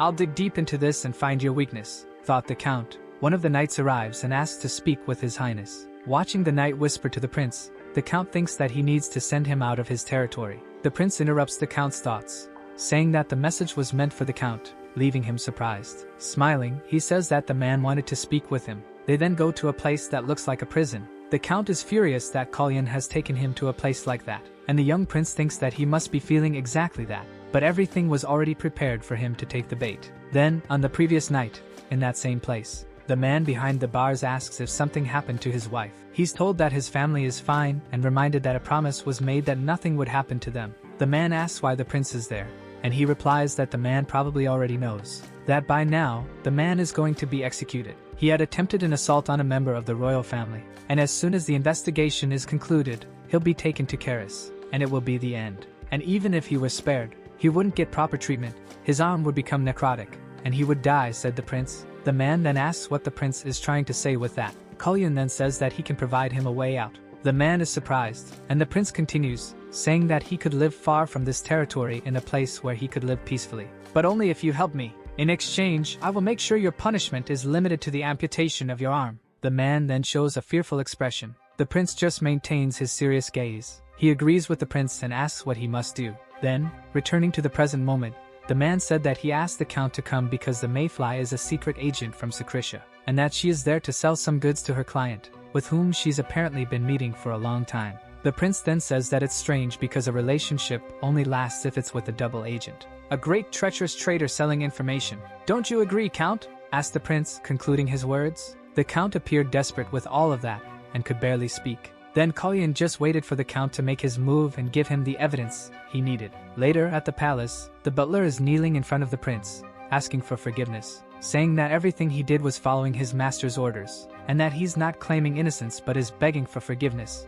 And the butler thought that he knew Count Lavon would be caught but didn't expect this outcome. Then the prince, deep in thought, asks the butler if he was a tinsel priest, and this leaves the butler shocked. He continues by saying that he must be the one buying and selling the relics, and the reason he's acting so submissive to Count Lavon must be because the count discovered one of his secrets. The butler then says that if it's discovered that he's selling the relics, Tencel will have his head as soon as he returns. Callian is then surprised to find out that he sells the relics. So, he wasn't trying to buy them? He wondered. He then asked the butler to whom he had sold the relics. The butler responds by saying that it was to Queen Celiste's elder brother, Viscount Reincarnated. He's gifting the sacred relics to Tencel, said the butler. Reincarnated established a connection with Tencel. That means he betrayed Planche and took Randall's side. So he turned his back on Celeste and the rest of his own family, the Breon family, who wanted Planche as heir. Speaking with the wizard Manisil, the prince says that the trap he set to catch the count caught something much bigger, and the wizard asks what he's planning to do next. He says it's something that will cause a great stir and asks if they should discuss it with Romain for now,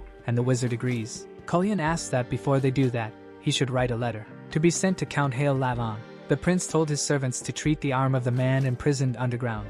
The wound was severe, so it would take a long time to heal. It was better to amputate it, and after that, he told them to give him this to eat, showing the poison. The knight confirms and says he will inform him, telling Kyrie to go to Hansen village and find the man's wife to take her to a safe place. And as soon as he takes the medicine, the prince was interrupted by the young elf running into his room, saying that she came with Hina even without permission. Before he could ask, she responds that she's saying this so he doesn't get angry with Hina. The girl then runs toward the little bird, and the prince thinks that it's not his problem. She goes to the little bird and starts playing with it. And Ian asks the prince what he plans to do with the pigeon, if he'll take it along, and Callian says no. You're thinking about when to return it to its owner, he concludes. Hina then also starts playing with the pigeon. Callian and Ian just watch her. Then the prince says that he will give her a bird when they return to the palace, because he needs to return that bird tonight. Hina tries to say that Merlin might not like having a bird in their room, and the prince just smiles and says it's a pity. He asks her to help him release the bird as soon as he finishes dinner,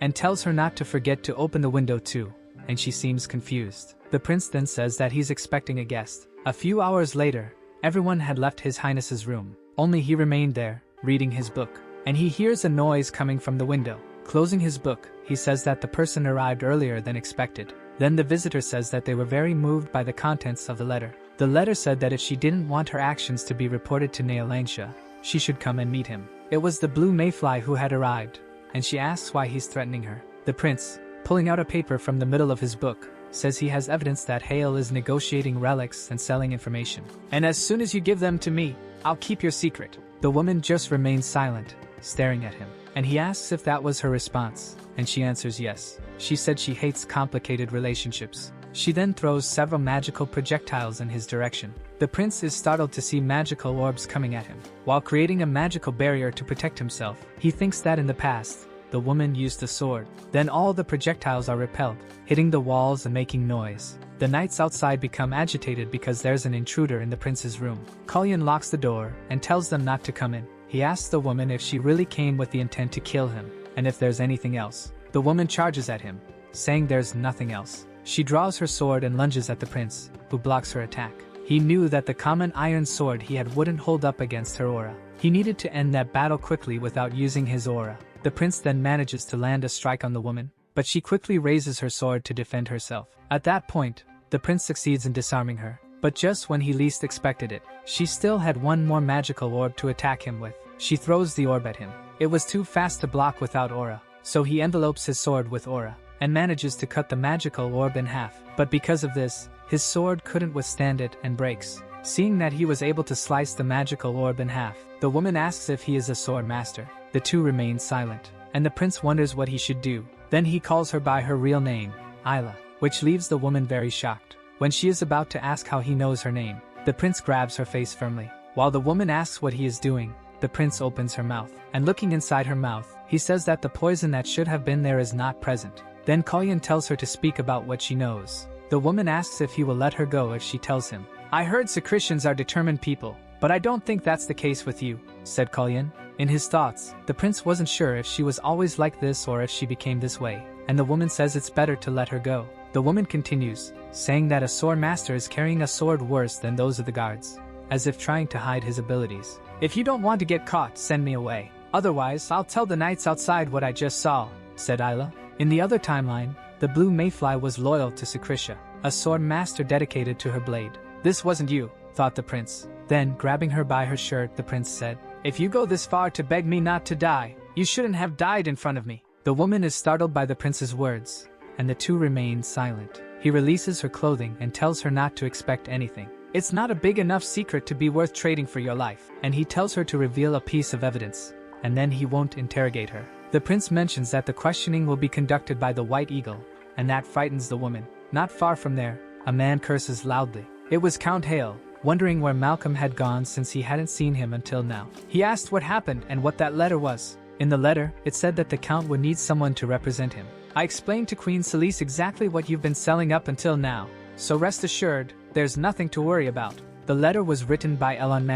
The Count wonders if the wizard knows about the sacred relics. Hale says that if he sent the letter, he probably already knows. "And who does the wizard think he is to threaten me? It's annoying how I have to bow down to that damned commoner prince. He must be thinking I would come trembling to him, but he shouldn't have underestimated me. He thinks I didn't make any preparations beforehand," said Count Hale, and then he enters a room filled with treasures. Looking at it, he thinks he could have gathered more. Walking up to the vault, he says it doesn't matter, because he has something much more valuable. He opens a small box that is packed with relics, and he says that with so many relics, he could obtain a great fortune. And as he's saying what he intends to do, Hertz begins to appear behind him. When the Count goes to close the box, it disappears from his hand. He then looks back and sees the box in Hertz's hand and is startled. He asks if that was invisibility magic. Hertz nods and says that he is Prince Callian's wizard. He says that he is very grateful because the Count found the evidence with his own hands. And he tells him not to worry because he will make sure to inform that wily wizard and that damned commoner prince. The wizard then took the sacred relics to Callian. He says that he also brought all the papers with leaked information about Kyris and the relic trade conducted by Hale. The prince, with a smile on his face, thanks the wizard, saying that thanks to him, the mess is almost resolved. Ian opens the door frantically, calling for the prince, telling him to look outside. Then knights dressed in golden armor approach. It was a large fleet of men mounted on their horses. The prince, while looking out the window, says that those were the personal knights of King Kala. He wonders what knights who should be protecting the king and Kyris are doing there. Our video ends here. If you enjoyed it, please like and subscribe to the channel. Until next time, bye bye.